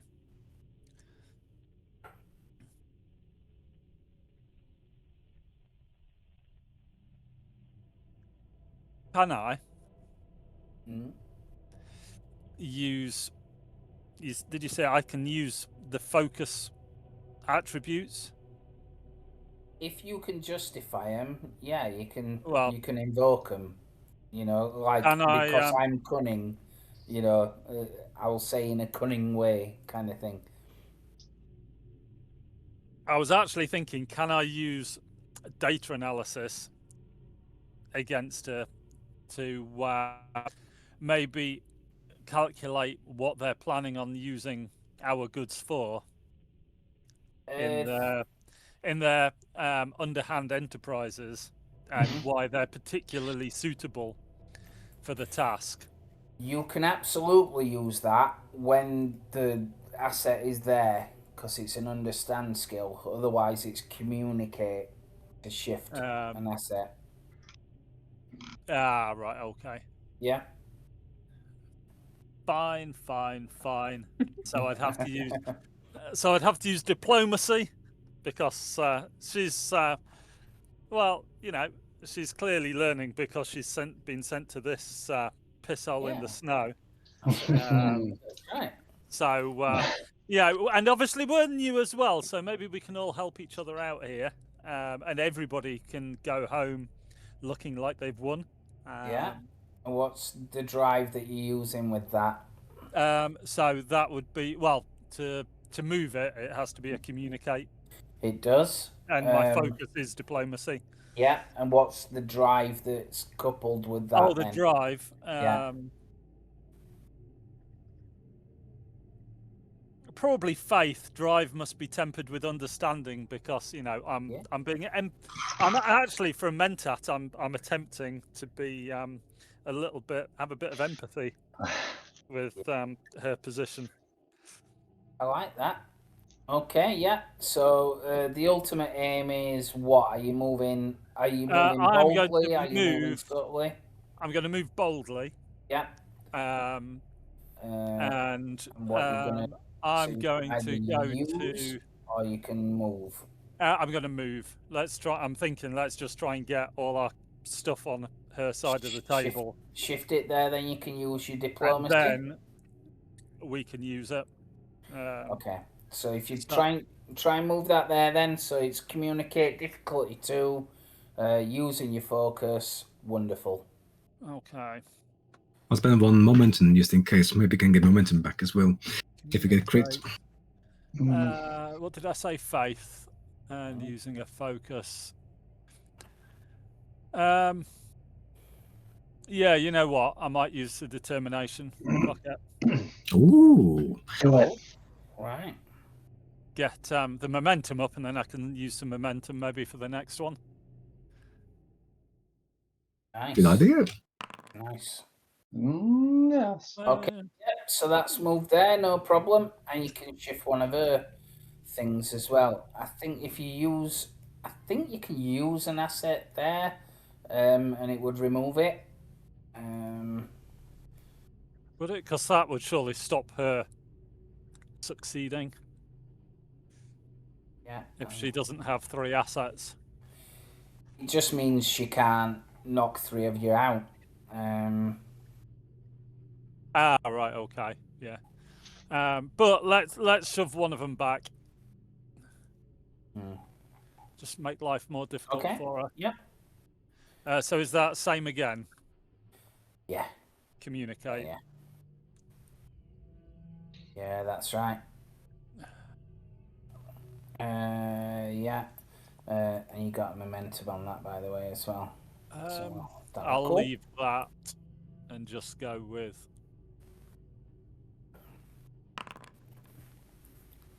Oh, it does not move. Okay. Right. So that's fine, and she must go now. So she says interesting points. However, the the cost of moving these wares is significant, whether the goods are good or bad. So therefore, I don't believe that these wares are worth taking on board. So she's gonna move. She moves two, as in she gets two actions. So she will. I think she'll move boldly on that, and she'll try and shift that. So that again for her is a communicate twice. She'll do that, and that, and so she's using power with communicate. Focus. I'd better spend a threat for a dice, I think, on this one. Just because. Oh, you fucker. Okay. We're like a complication. Okay. Yeah. Yes. Okay. I will say that actually.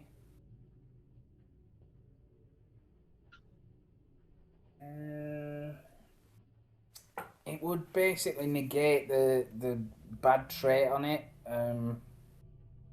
So she kinda, in a negotiation, she kinda slips up and mentions places where they could be sold, accidentally. There's more easier places that she can take them, and she kinda mentions it inadvertently. So that'll get rid of that difficulty. Nice. So she will try and do that. She will try and move the other charm influence as a thing. It is that as well. I believe.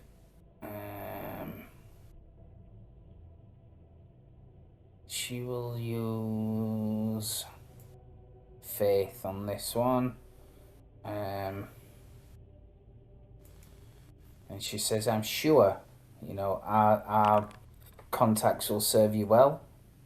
And she will try and knock out, I think, Natalia. She's been a bit of a pain for this woman.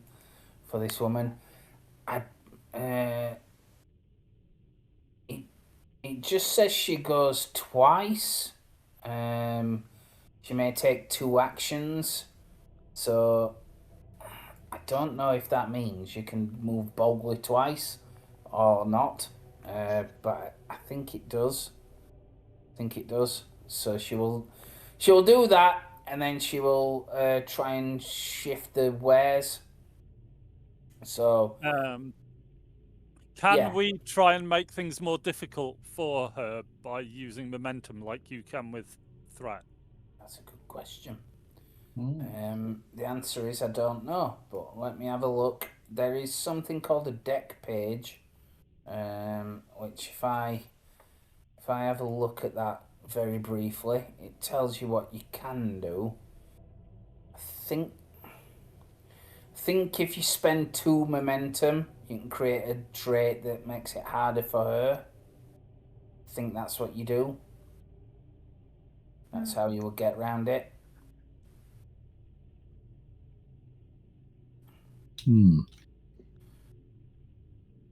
Yeah, I think that's what you do with that. And I've gone and lost the negotiation thing now. Let me find it again.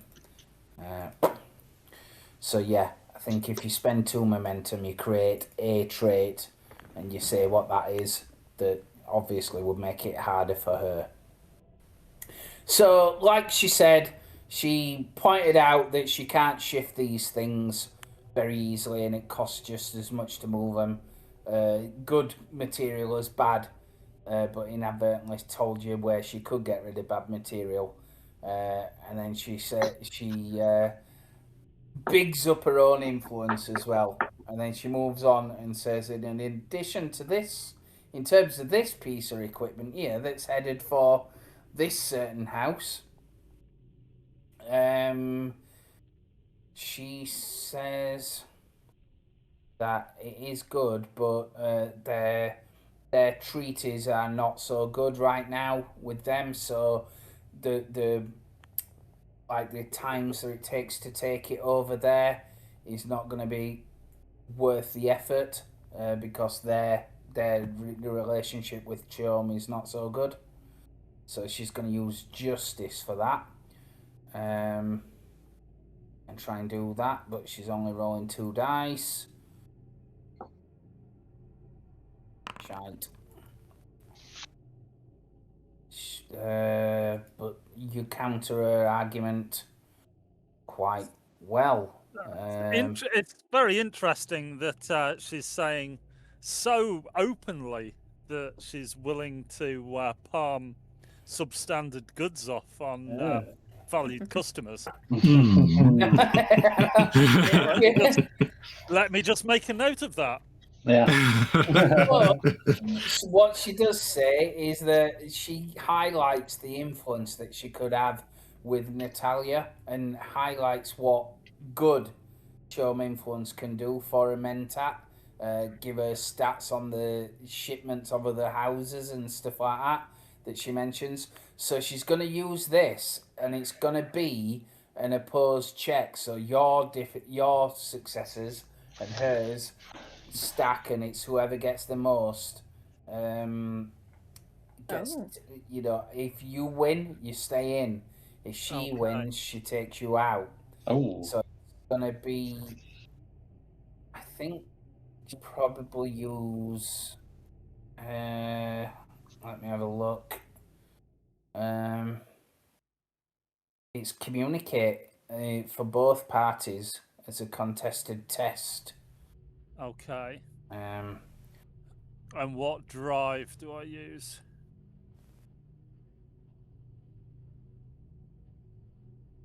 So she's going to do that. So again, remember, you can spend momentum to ask questions and stuff like that, find things out, because there might be things that you can find out about her and all that kind of stuff. So she's going to use communicate. She has got a focus of negotiation. I'm going to say she's invoking the trait diplomat, which makes it, well, it don't really matter doing that, actually. That's because if it wasn't an opposed test, that would be relevant, but because it's opposed, I can't make it easier because it depends on your role. I was going to say 2 of us, and I also have diplomacy, so 2 of us can play at that game. We're both diplomats. Yeah. But she is self-assured on this, so she's using faith. She's very confident that she can offer you a wealth of information as a Mentat.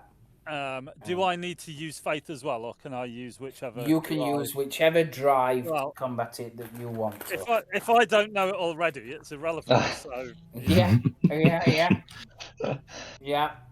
Whatever. Okay. So focus is irrelevant. I'm kind of running out of determination now. Might be using momentum. We have 4 momentum, so you could potentially use 2. I'd need to use 1 or 3, I think, wouldn't I? Yeah, they're the option. Right, I'll use 1 and get another dice. Okay. Okay. Go. Right. Yeah. Let's go. Oh, she's got 2. Oh. Right, so she didn't win that. All right, we'll call it a draw. Yeah, you stay in.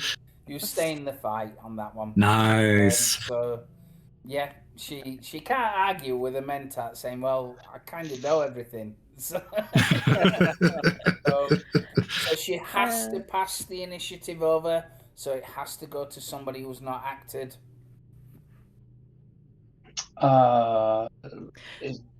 It's probably better being on you because actually, at the moment, I can only sort of deal with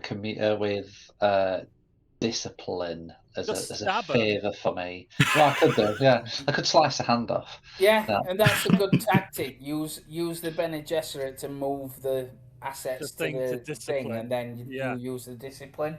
Yeah. Because they can go to multiple things. You can stack them all up on discipline if you Oh, want. can you? Yeah. Oh, right. I wasn't sure if one had to go to each. That's what I was thinking. So we choose. It doesn't matter which one. That's right. I went for understanding because I'm better at it. But yeah. All right. Well. All right. I'll be a swordmaster. Yeah. All right. I'm sort of discipline, and I've got command anyway as a focus for my discipline. I believe you should. We're offering you a great deal. We're offering you a great trade on these wares. You can't get this quality. You can't get this material anywhere else in the galaxy. The military advantage that a house holds by having this equipment is far superior to anything else that they hold. They may hold weapons. They may hold artillery, guns, vehicles to move. But without sight, what can they do with it? It's useless. This is what they need. We're offering a key piece. This is a key piece of technology. This far supersedes anything else out there that's available. You know it. Everybody else knows it. Look at the troops that we put out. Look at how we can deal with conflict. This is because of the technological advantage that we hold in this area. We own the night. We own the dark. Yeah, we have that power over everybody. Yeah, we're offering it here as a trade. Nice, very cool. So, are you moving subtly or boldly? I'm bold. Out and out bold. There is that. So you're a swordmaster. So you can either use understand on that one, or you can shift one of your other wares. No, let's shift one of others. Let's move one of others onto so discipline. That's communicate difficulty 2. To do that, you're shifting it to discipline. I'm guessing. Yeah. Easy for yourself. Yeah. Absolutely. Duty, I suppose I'm going to have to use as my. Okay. I'm pledging it for my house. I'm gonna spend the momentum as well. Oh, right. Yeah. Okay. Just may as well push it. I want to nail it on. I'm going to use a determination point as well. Oh, right. Okay. I'm going all in. I want to succeed. Yeah. Gotta succeed. Yeah, it's going to be down to Alice to hammer it home and seal the deal. Oh. So that's 2 on your momentum. Excellent. That's very good points made. Yeah. Okay. Gotta throw it to the wall. Yeah, and you can move one of hers as well with another check. That one that's on me, does that stay there, or did that? No, we can move that. It didn't work. Yeah. No, I was just thinking if it didn't work, her trying to take me out, does it go away? That's a good question. Let me double check that. You are absolutely right. It does get removed. Well spotted. That is gone. Ooh, is it? That's good. I thought it would just go back. Her gambit failed on that one. Oh, nice. In that case, push that one in the middle back up. Away from us. Yeah. So she can't try and ambush one of us again. Yeah. So again, communicate difficulty 2. Yeah. Let's have a look then. Oh, right, it's wrong. Damn it, still on 3 dice. We'll get rid of one of them high ones. I forgot to knock it. That's fine. Why have I Just not knock Oh, done but it use the down to momentum, 4 though. successes. Yeah, that's fine. Yeah, 4 success. So, It'd be actually 3 success because it's a critical, which is worth 2, so it'd be 3 success. so the question is, are you passing the initiative or are you making a discipline difficulty 2 check to keep it? You might as well try and keep it. Yeah. Yeah. May as well try and keep it. Okay. Wrong one. Discipline 2. Discipline 2. Yeah, I'll stick with duty because I'm working for my house. Yeah. Ooh. 3 success. Good 3 job. success. Nice. So again, that builds some momentum, and you Yeah. keep the initiative. Yes. So, Alice. So Okay. down to you. No pressure. No pressure. She Use can't all get a your word in. discipline. She Okay, can't. so I'm gonna go discipline as well, I think.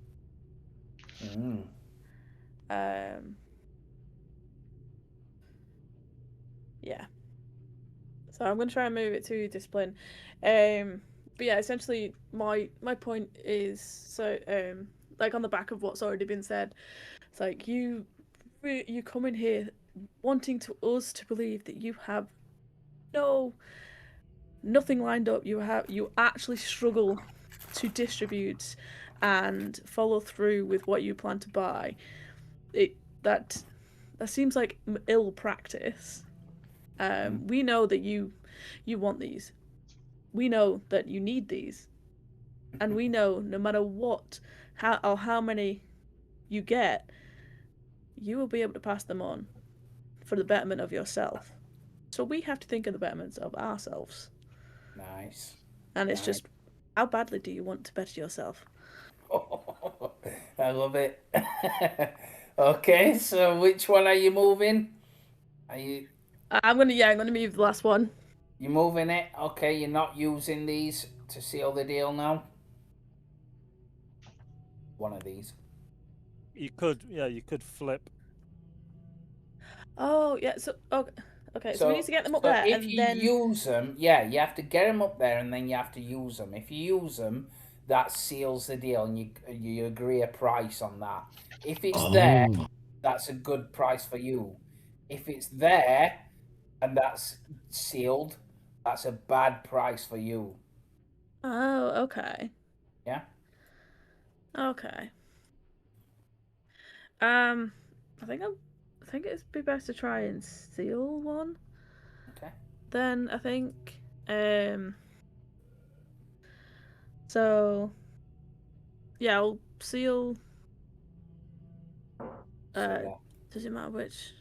it matters on terms of the skills that you use: discipline, understand, communicate. So that's under. Okay, so I would still use discipline to confirm that. Okay, yeah. Discipline. Yeah. So use the discipline, Okay. and power. Yeah. I think. Discipline and power. Okay. Okay. Yeah. So we both have to use the skill that's there. So I have to make a discipline check as well. Okay. Okay. I should use. I will do you know what? the same. I'm going to use a determination point. Right. Wow. And should I use a momentum? Yeah, 5. Yeah. Yeah, and use a momentum. Right. So for determination, I increase the pool size, don't I? No. No. Pool size stays the same, but one of the dice is automatically a critical. Okay. So it's effectively guaranteed 2 successes. So just tick the box and it'll do it automatically for you. Yeah. Okay. Right. So that and using because if I'm using momentum, if I want to use momentum, I up it, don't I? If you use momentum, you up it. Yeah. Yeah. Okay. Yeah. So if you use 1 momentum, that's 3 dice with a determination. Yeah, and just knock one off the momentum tracker thing. Yeah, that's Okay. it. Cool. Yeah, yeah. Ooh, Balls. Oh yeah. nice. Okay, so your momentum definitely goes up to 6. Okay. Right. That is well done. You sealed the deal. She can't argue against that. She says, "Fine. That's if I can, I'll tap it to the side. I'll put it up there. That is sealed. Okay. You agree a price on that piece. Nice. So you shifted that. You can shift one of hers as well. Which gets rid of it, doesn't it? If you succeed, it would again be opposed. Yeah, I would try and get rid of one. Lessen the influence. Hi. Although, Okay. Which yeah. one? Communicate or discipline? Ah, shit. Ow.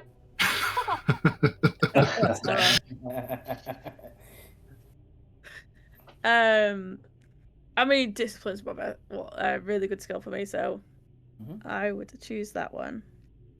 Okay. And Let's do that then.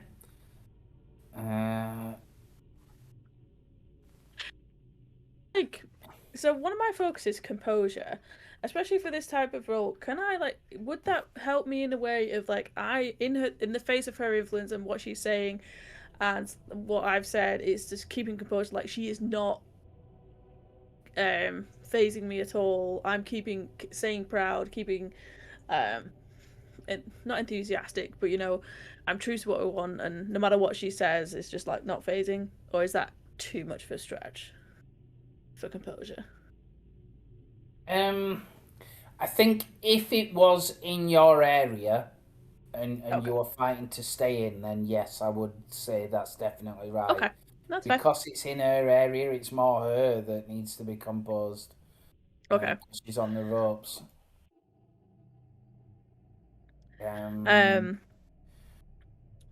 So what?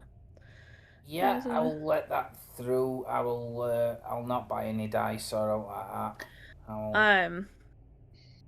I think for this one, I'd probably go faith, because after sealing that deal, I've got faith that in who we are as a house to overcome whatever she's saying, then that she will, for lack of a better term, she will bend to us. Okay. Nice. But I'm just gonna keep. I'll do my roll then. I normally get one really good one and really pants one. It's not doing what I need it to do. Okay. So, right, I think that'll stay with her. I'll just read what it says. Should have used momentum. I forgot. Oh.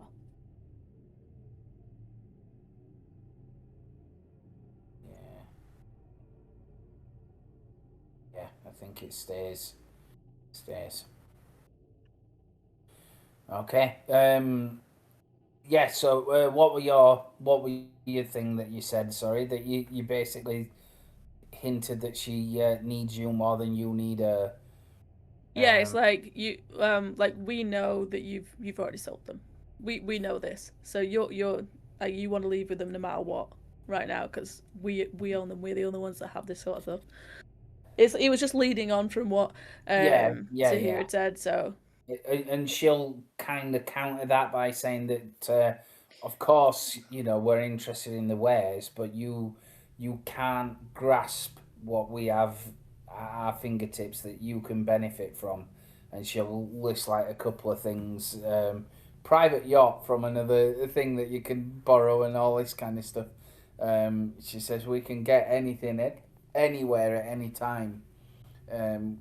Because we're so good with the Spacing Guild. okay. And she kind of counters with that. So you can't keep the initiative. It has to move to her. Yeah, so she will make another 2 moves. So I think I will try and shift this one over here. What am I going to shift it to? Probably Zafir. So it's going to be a communicate difficulty 2. So she's going to try and do that. I'm going to. This time I will invoke the fact that she's a diplomat. So that will be difficulty 1. Check. I will say that it's her duty to do this. And I will try and make the roll.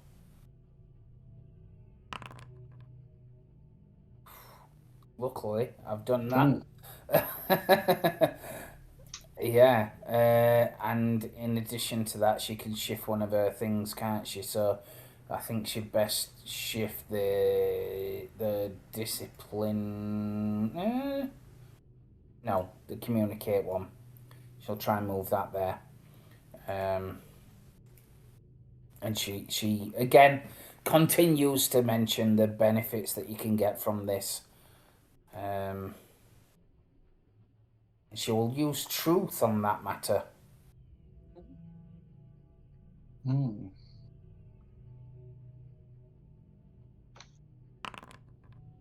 Oh, balls.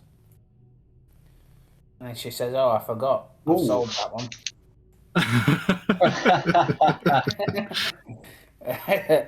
But then she said, right, so the second action, she said, oh, no, forget that. What I meant to say is this. I'll try and do it again. What I meant to say is this one, which is actually an upgraded version of that shuttle that you could use.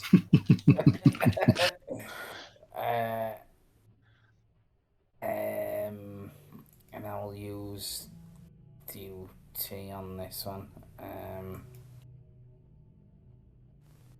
I panicked then. Alright, so she manages to shift that there, and then I better move the Nagara. Oh, do I? No, I'll try and seal that one. Ooh. I'll try and seal that one. So when it's in your area,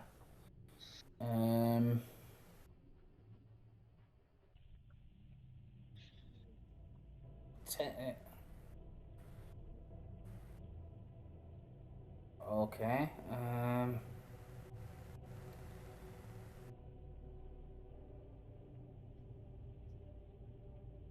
I was just trying to read if you have to use the same things. I don't think you have to use the same things unless it's in my area. Right. So I think you can obviously use a relevant one. Battle, not so much relevant. But yeah, she will try and use communicate. She's got a focus of negotiation that she will use, and she'll try and use power. Yeah, and say that, you know, if I back out of this, you're not going to be able to get rid of these as easy at all. And she'll use a threat on this one to buy a dice. And she basically says, you'll accept what offer I give you, otherwise you'll not be able to move them. What if we just take them all back? Yeah, indeed, that's the counter, isn't it? That's the counter. So that's what she's going to do. I'm not going to buy anything more than that, but I will roll and you can see.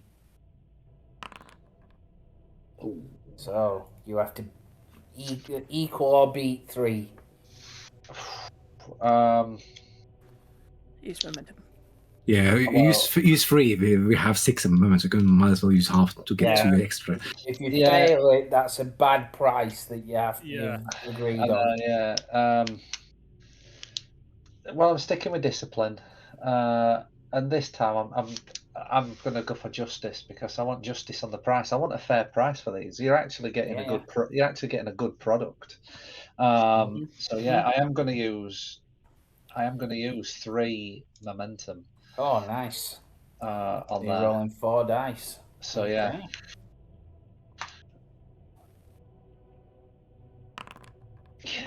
Yeah. Nice. Right. So the net is loss of 2 momentum. Don't try and angle me down. Okay. Yeah. So I'll just double check. Using Nagara wares. Okay.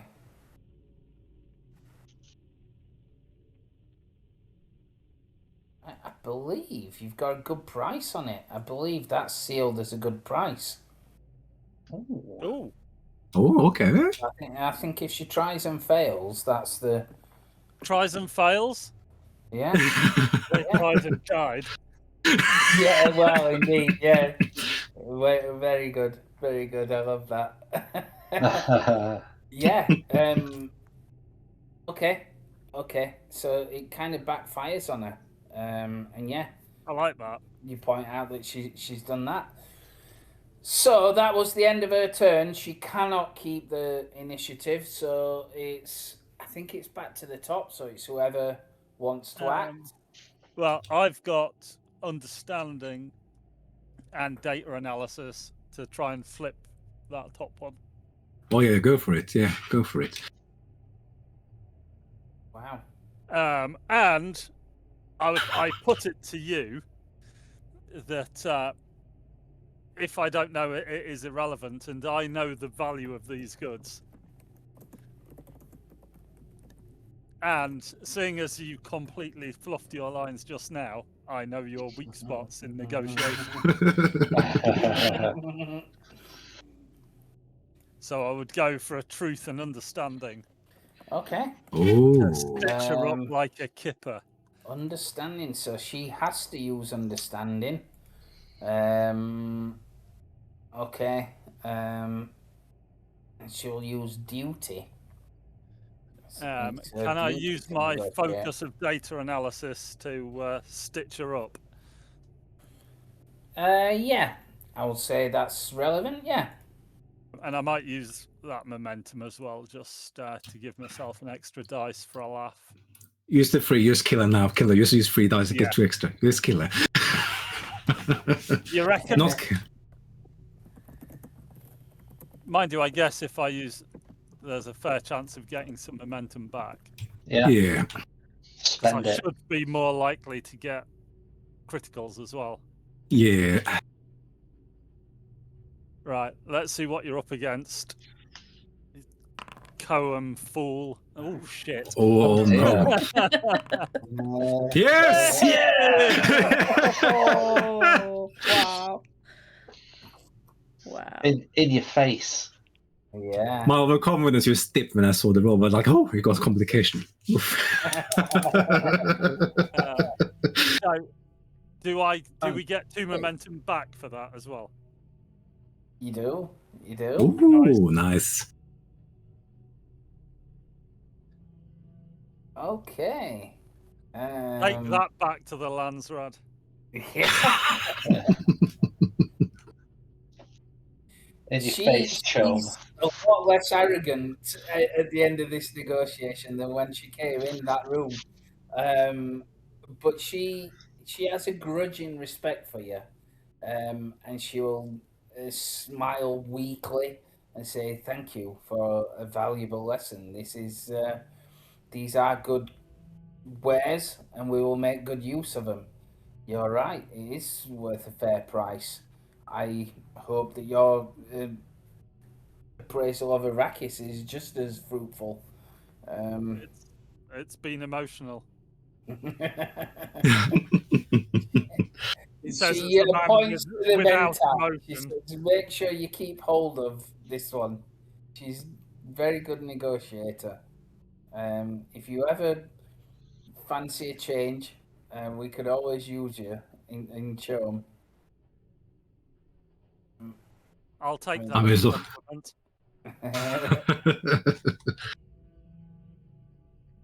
Okay.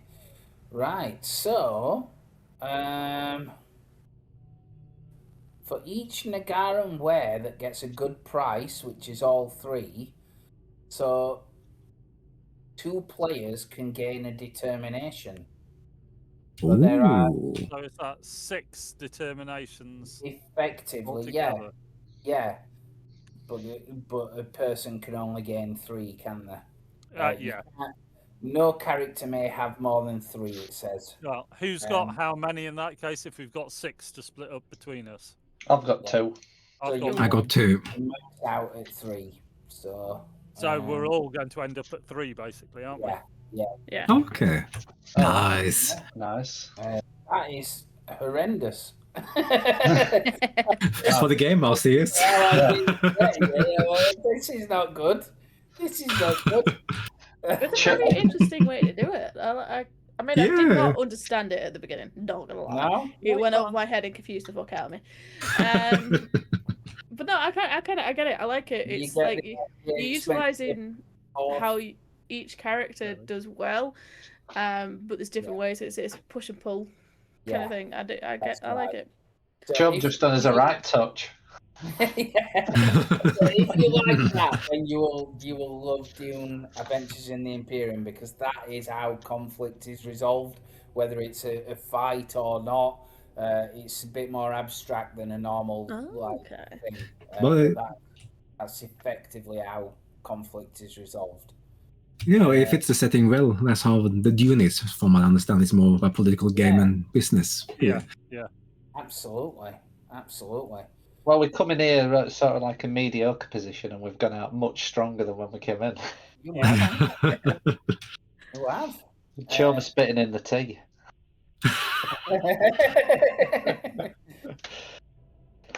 That's right. She does go off with a tail between her legs, effectively, and I think I'll give you all the personality trait of charm influence as well. Oh, okay. So you can add that as a trait. Charm influence.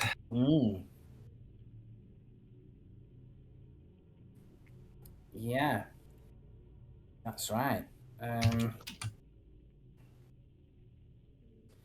just having a look through. So, yes, Turo is very pleased. She's grinning and she says, "Well done, well done. You are strong, House Nagaran representatives. The negotiations couldn't have gone better. This deserves some celebration, I think." She says, I'll arrange it. Let's have a celebration. This definitely deserves it." She goes out. She says, "If you'll excuse me a moment," and she will kind of like leave the room to go and spread the good news. Okay. Yeah. So unless anybody's doing anything while she's gone, she'll come back in a few moments. No. Right, okay. When she comes back with Corbus Zan, who's not smiling. That Miserable. doesn't necessarily mean anything. I'm saying that's surely a good thing, isn't it? That's just his Yeah, that's right. It is just his face. So Dementats actually smile? Not they can do, I suppose, but not this one. He will look at you all seriously and he says, "Well done. I hear the good news is in order. I have made arrangements, should you wish them. We will have food, we will have drink." And he beckons to the door and he opens slightly, and these people walk in. It says, "And we will have other entertainment." Oh, okay. Okay. Not the type of entertainment I was guessing on. He kind of like smirks a little bit as he sees your eyes like widen. And says, "Yes. I think the stresses of recent times have caused a lot of strain to be placed on us. I wish it known that we are gracious hosts. So seat and be merry. I'll arrange these people to come in, and we will have an evening's entertainment. And should you wish to go retire to your rooms with other people, then that is fine. And they Why will. would I want to retire to my rooms with other people? Yeah. Seems highly illogical. Well, he'll look at the women, and he kind of motions to them. He says, "Other people." Other Yes, people. yes. Women. So- I commend you on your ability to recognize people by gender. Indeed. I can see your mentat training has not been wasted. But again, why I would invite somebody else to my rooms just seems strange and inappropriate.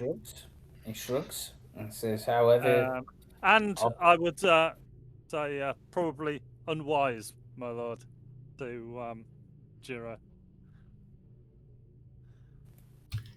Yes, of course. I don't want to. For am I not right in thinking, Alice, that the Baron's current condition was caused by having inappropriate relations with a member of the Bene Gesserit? I cannot confirm anything. There's plenty of rumors that go around, you know. Indeed, idle rumors." Corbus San says. all I'm saying, my lord, is that you don't want it to fall off if it's put in an inappropriate place. No, of course. I don't want to be having such a company with my stature and all that in there. I can't be. Wow. Well, I'm glad for them to serve me drinks, but no company at night, please. No. Obviously, Indeed. the sword master will probably make up for everybody because how he's sold. I'll take them all. No. Yeah. The women will come up and like stroke your arm and that, and one of them Yeah. says, "Are you the sword master in more ways than one?" Unfortunately, my dear, on Gedi Prime is a place where you will never know. My duty, unfortunately, is to my house, and I am here for more than just light entertainment. I do have a duty to uphold, and as fun as it may be, nothing will get in the way of that duty. Okay. Well, Corbus says, "Do as you wish. This was meant to be entertainment, but if you cling to your standards in such a way, then so be it." And they will give you pleasant food, pleasant drink. If you wish to dismiss the women, you can dismiss the women. No, they can stay. They can stay. They will They can. stay. They'll Yeah. drape themselves across you in various ways. Yeah, that's fine. Yeah, they can entertain us, feed us grapes and things like that. Yeah. Pour us drinks and look after Yeah, us. they'll do things like that. In a I very trust we seductive have. way. I don't want to offend, but I trust we have poison snoopers given previous Yeah. There's lots of poison unfortunate snoopers. episodes, shall we say? Yes. Yeah, I will not like to Quite lay in right. bed again. You're quite right. Following that poisoning, there was an increase in poison snoopers placed on the food and stuff like that. So you have generally a good evening.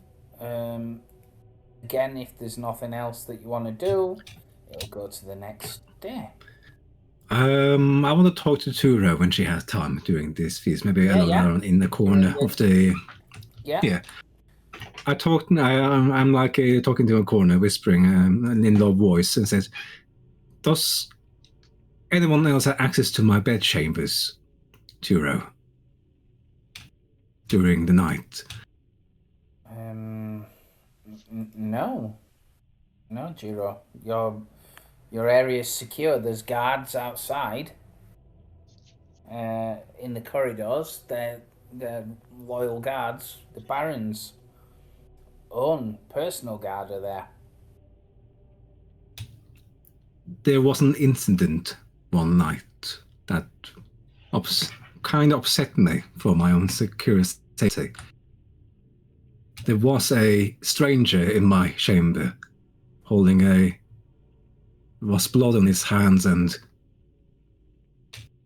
I don't know, he was just quiet, creepily, and I had my dagger towards him, but he was not afraid of me, and he just casually walked out while watching me. She goes very quiet and hesitant and says, was he quite young? He seemed to be my age, I think. It's nothing to worry about. I know it may seem disconcerting. It is the Baron's cousin, the Baron's nephew even. Fade Routher. He likes to disturb people, but he very rarely does anything. And he was in my bedchamber with bloody hands, Turo. Of course. He takes, shall we say, a personal interest. That means, it just means he likes you. I want to observe discipline when she says that. Okay. I want discipline, truth. Yeah. Absolutely. It will be a discipline to hide something as well, I suppose. So I use my focus observe to see if he tries to hide. We have no more momentum. No, okay, so use no more roll. You can buy momentum with threat. You lose a momentum per scene. So there was 1, and it's gone to 0 now. So you can buy threat if you wish. I'll try it without. Let's see what happens. Let's see. Okay. She's doing her duty.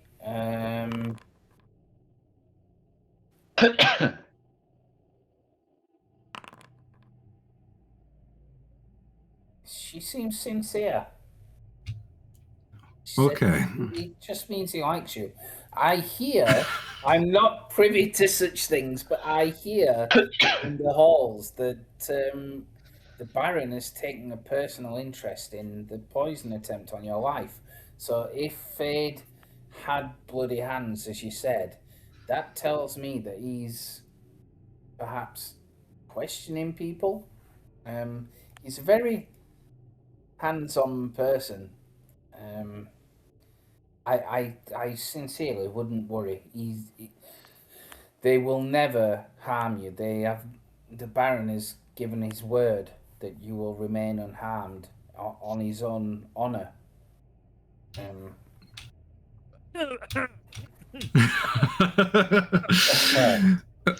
If you say so, Tura, but could you just let him know I don't appreciate it for being watched while I sleep, and enter my chamber without permission?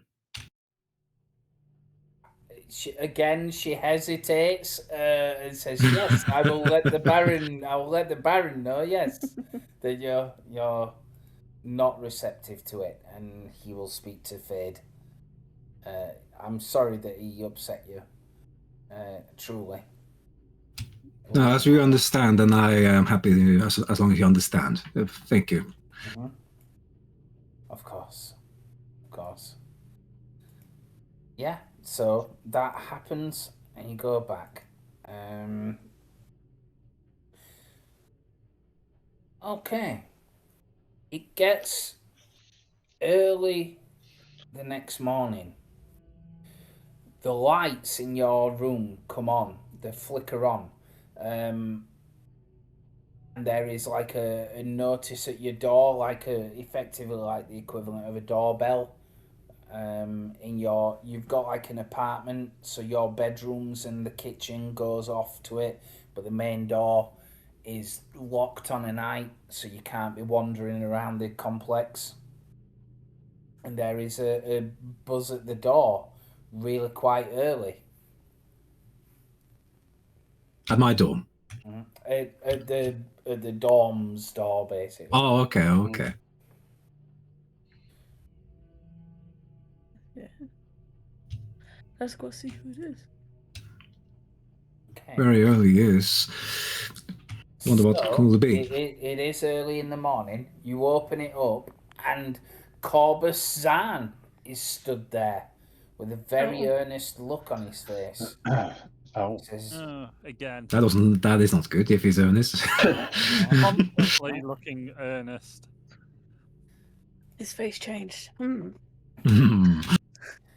yeah, he says, you must get dressed and come with me. What's going on, Corbus? I will tell you on the way. You should come with me. I look a little bit concerned, but I go and dress myself up. Yeah. Okay. That's the goal. So you all get ready, go with him?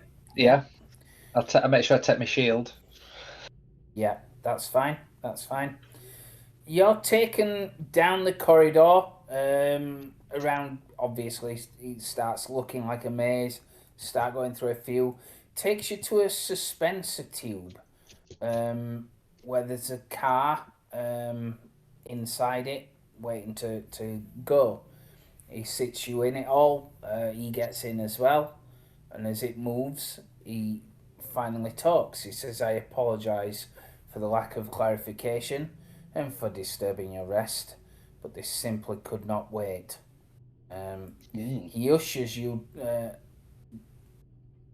So the car speeds off. The industrial heartland of Barony looms ahead. Its towers belching smoke from the chimneys unceasingly to the point where you believe they never stop. It says, I needed you in this car because even I have my limits to counter-espionage. Moving in a car makes it far less likely to be overheard. I wanted to tell you that as a mentat have been thinking on the note that was left by the courier, and I have determined there is a significant probability of it being a ruse, as I'm sure you know, designed to waylay concern. At first I was confident that was not the case, but the more factors that I bring in, the more likely it is that it is a ruse. I believe there is still an operative from House Vernius on this planet. And I believe I've tracked him down. Ooh. Ahead of you, thick black smoke billows into the air from a large building. The hiss of steam and the clank of machinery penetrates even the transport tube. As you step from... I'll show you what it is. When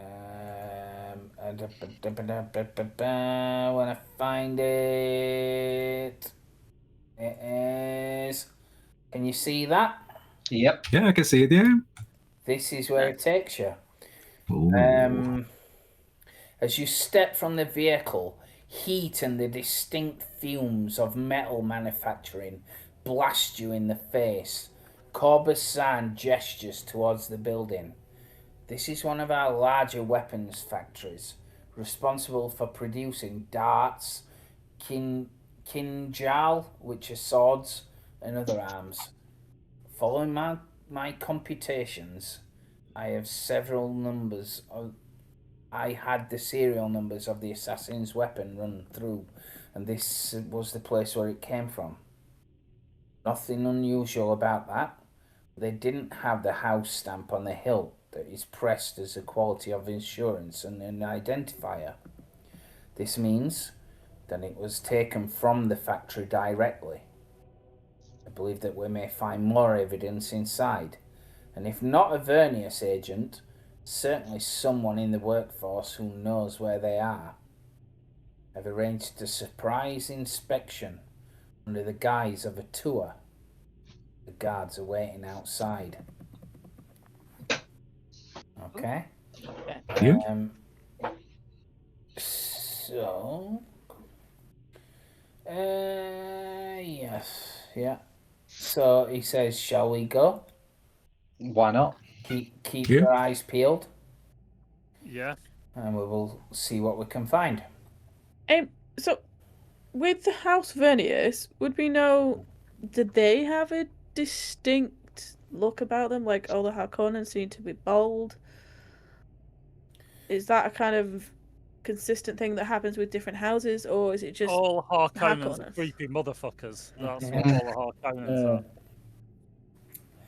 are. Less so with other houses. Part of the reason for that is because this planet is so polluted. Okay. It's kind of like a hallmark of how messed up this planet is. Okay. Yeah, no, that's Yeah. fine. I was just wondering if there's something specific we could like look out for, but no, that's fine.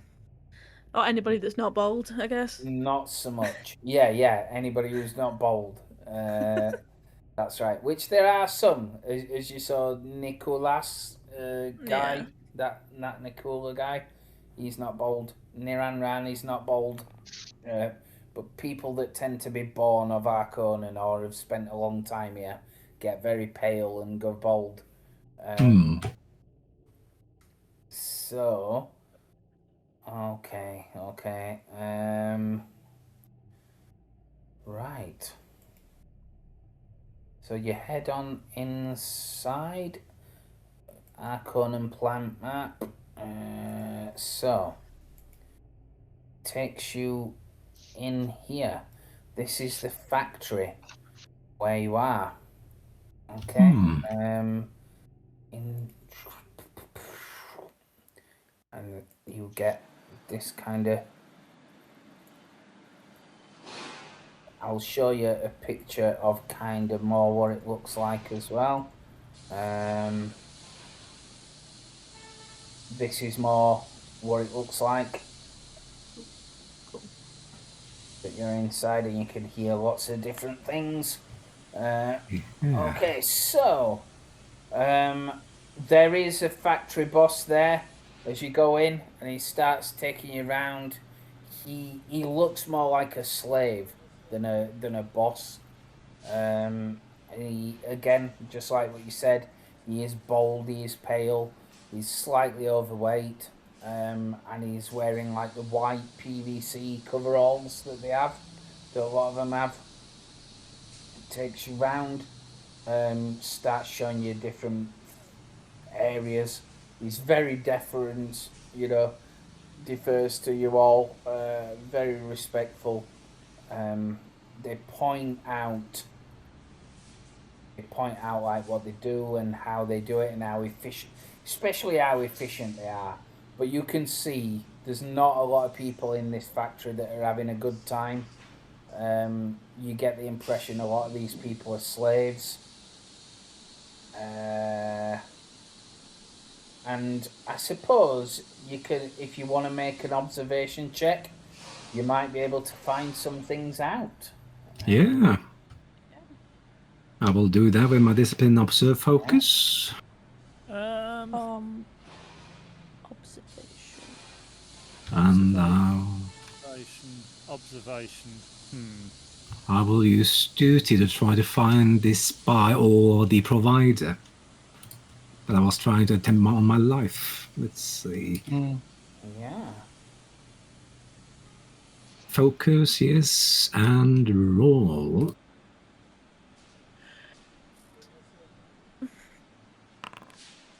Yes. Okay. That's great. So I'll give you a momentum for that then. Nice. Yeah. I would say it is that.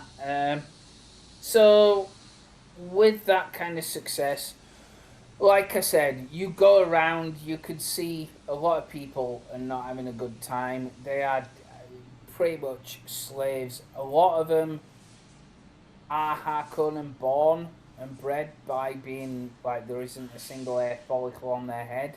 Some of them, however, are shaved, and you can just tell by the complexion and that they're not all natives, and some of them have been dragged there. In fact, some of them are quite ruddy in skin tone. There, in addition to what you see, there is poor working practices. Like there's slop on the floor that you can slip on really easy. There is, sharp edges on machinery just hanging out there. It's almost like not quite a death trap, but they really don't care what this place looks like. They care more about like what's coming out of it. As you're kind of around, they get to this bit and they show you there are vast vats, acid vats around here. Again, full of people like that handling things that are to do with like bluing the machinery and the metal of the weapons, and then there's big giant furnaces being tempered. When you get to the furnaces, you can see there's a big cauldron being raised up, and one of the struts as you're there, it kind of snaps. It snaps, and it's kind of handling. It tilts and it's kind of it starts spilling molten lava on the floor, but it's not all gone. I'm just having a look down on it and what it says here. Okay, let's pop a little bit of action music on this last bit, I think. Yeah, and then we'll get ready to do that. So, hang on. We'll have a little bit of this. This here. Okay. So, like I said, the molten lava starts kind of pouring out onto the floor. Some people are under it. They clearly get burnt. And there's one or two kind of like stuck where the lava's dropped and it's kind of hemmed them in and it's oozing out across the floor. Is anybody doing anything? There is there's a couple of people kind of like stood there trapped, and they're calling out, help us, help us. How far away are we? I'm not going to do anything. No. Alice, at this point, you have like an epiphany. It's almost like an out-of-body experience. You hearken back to the words of the Reverend Mother that says the Nagara will die by fire.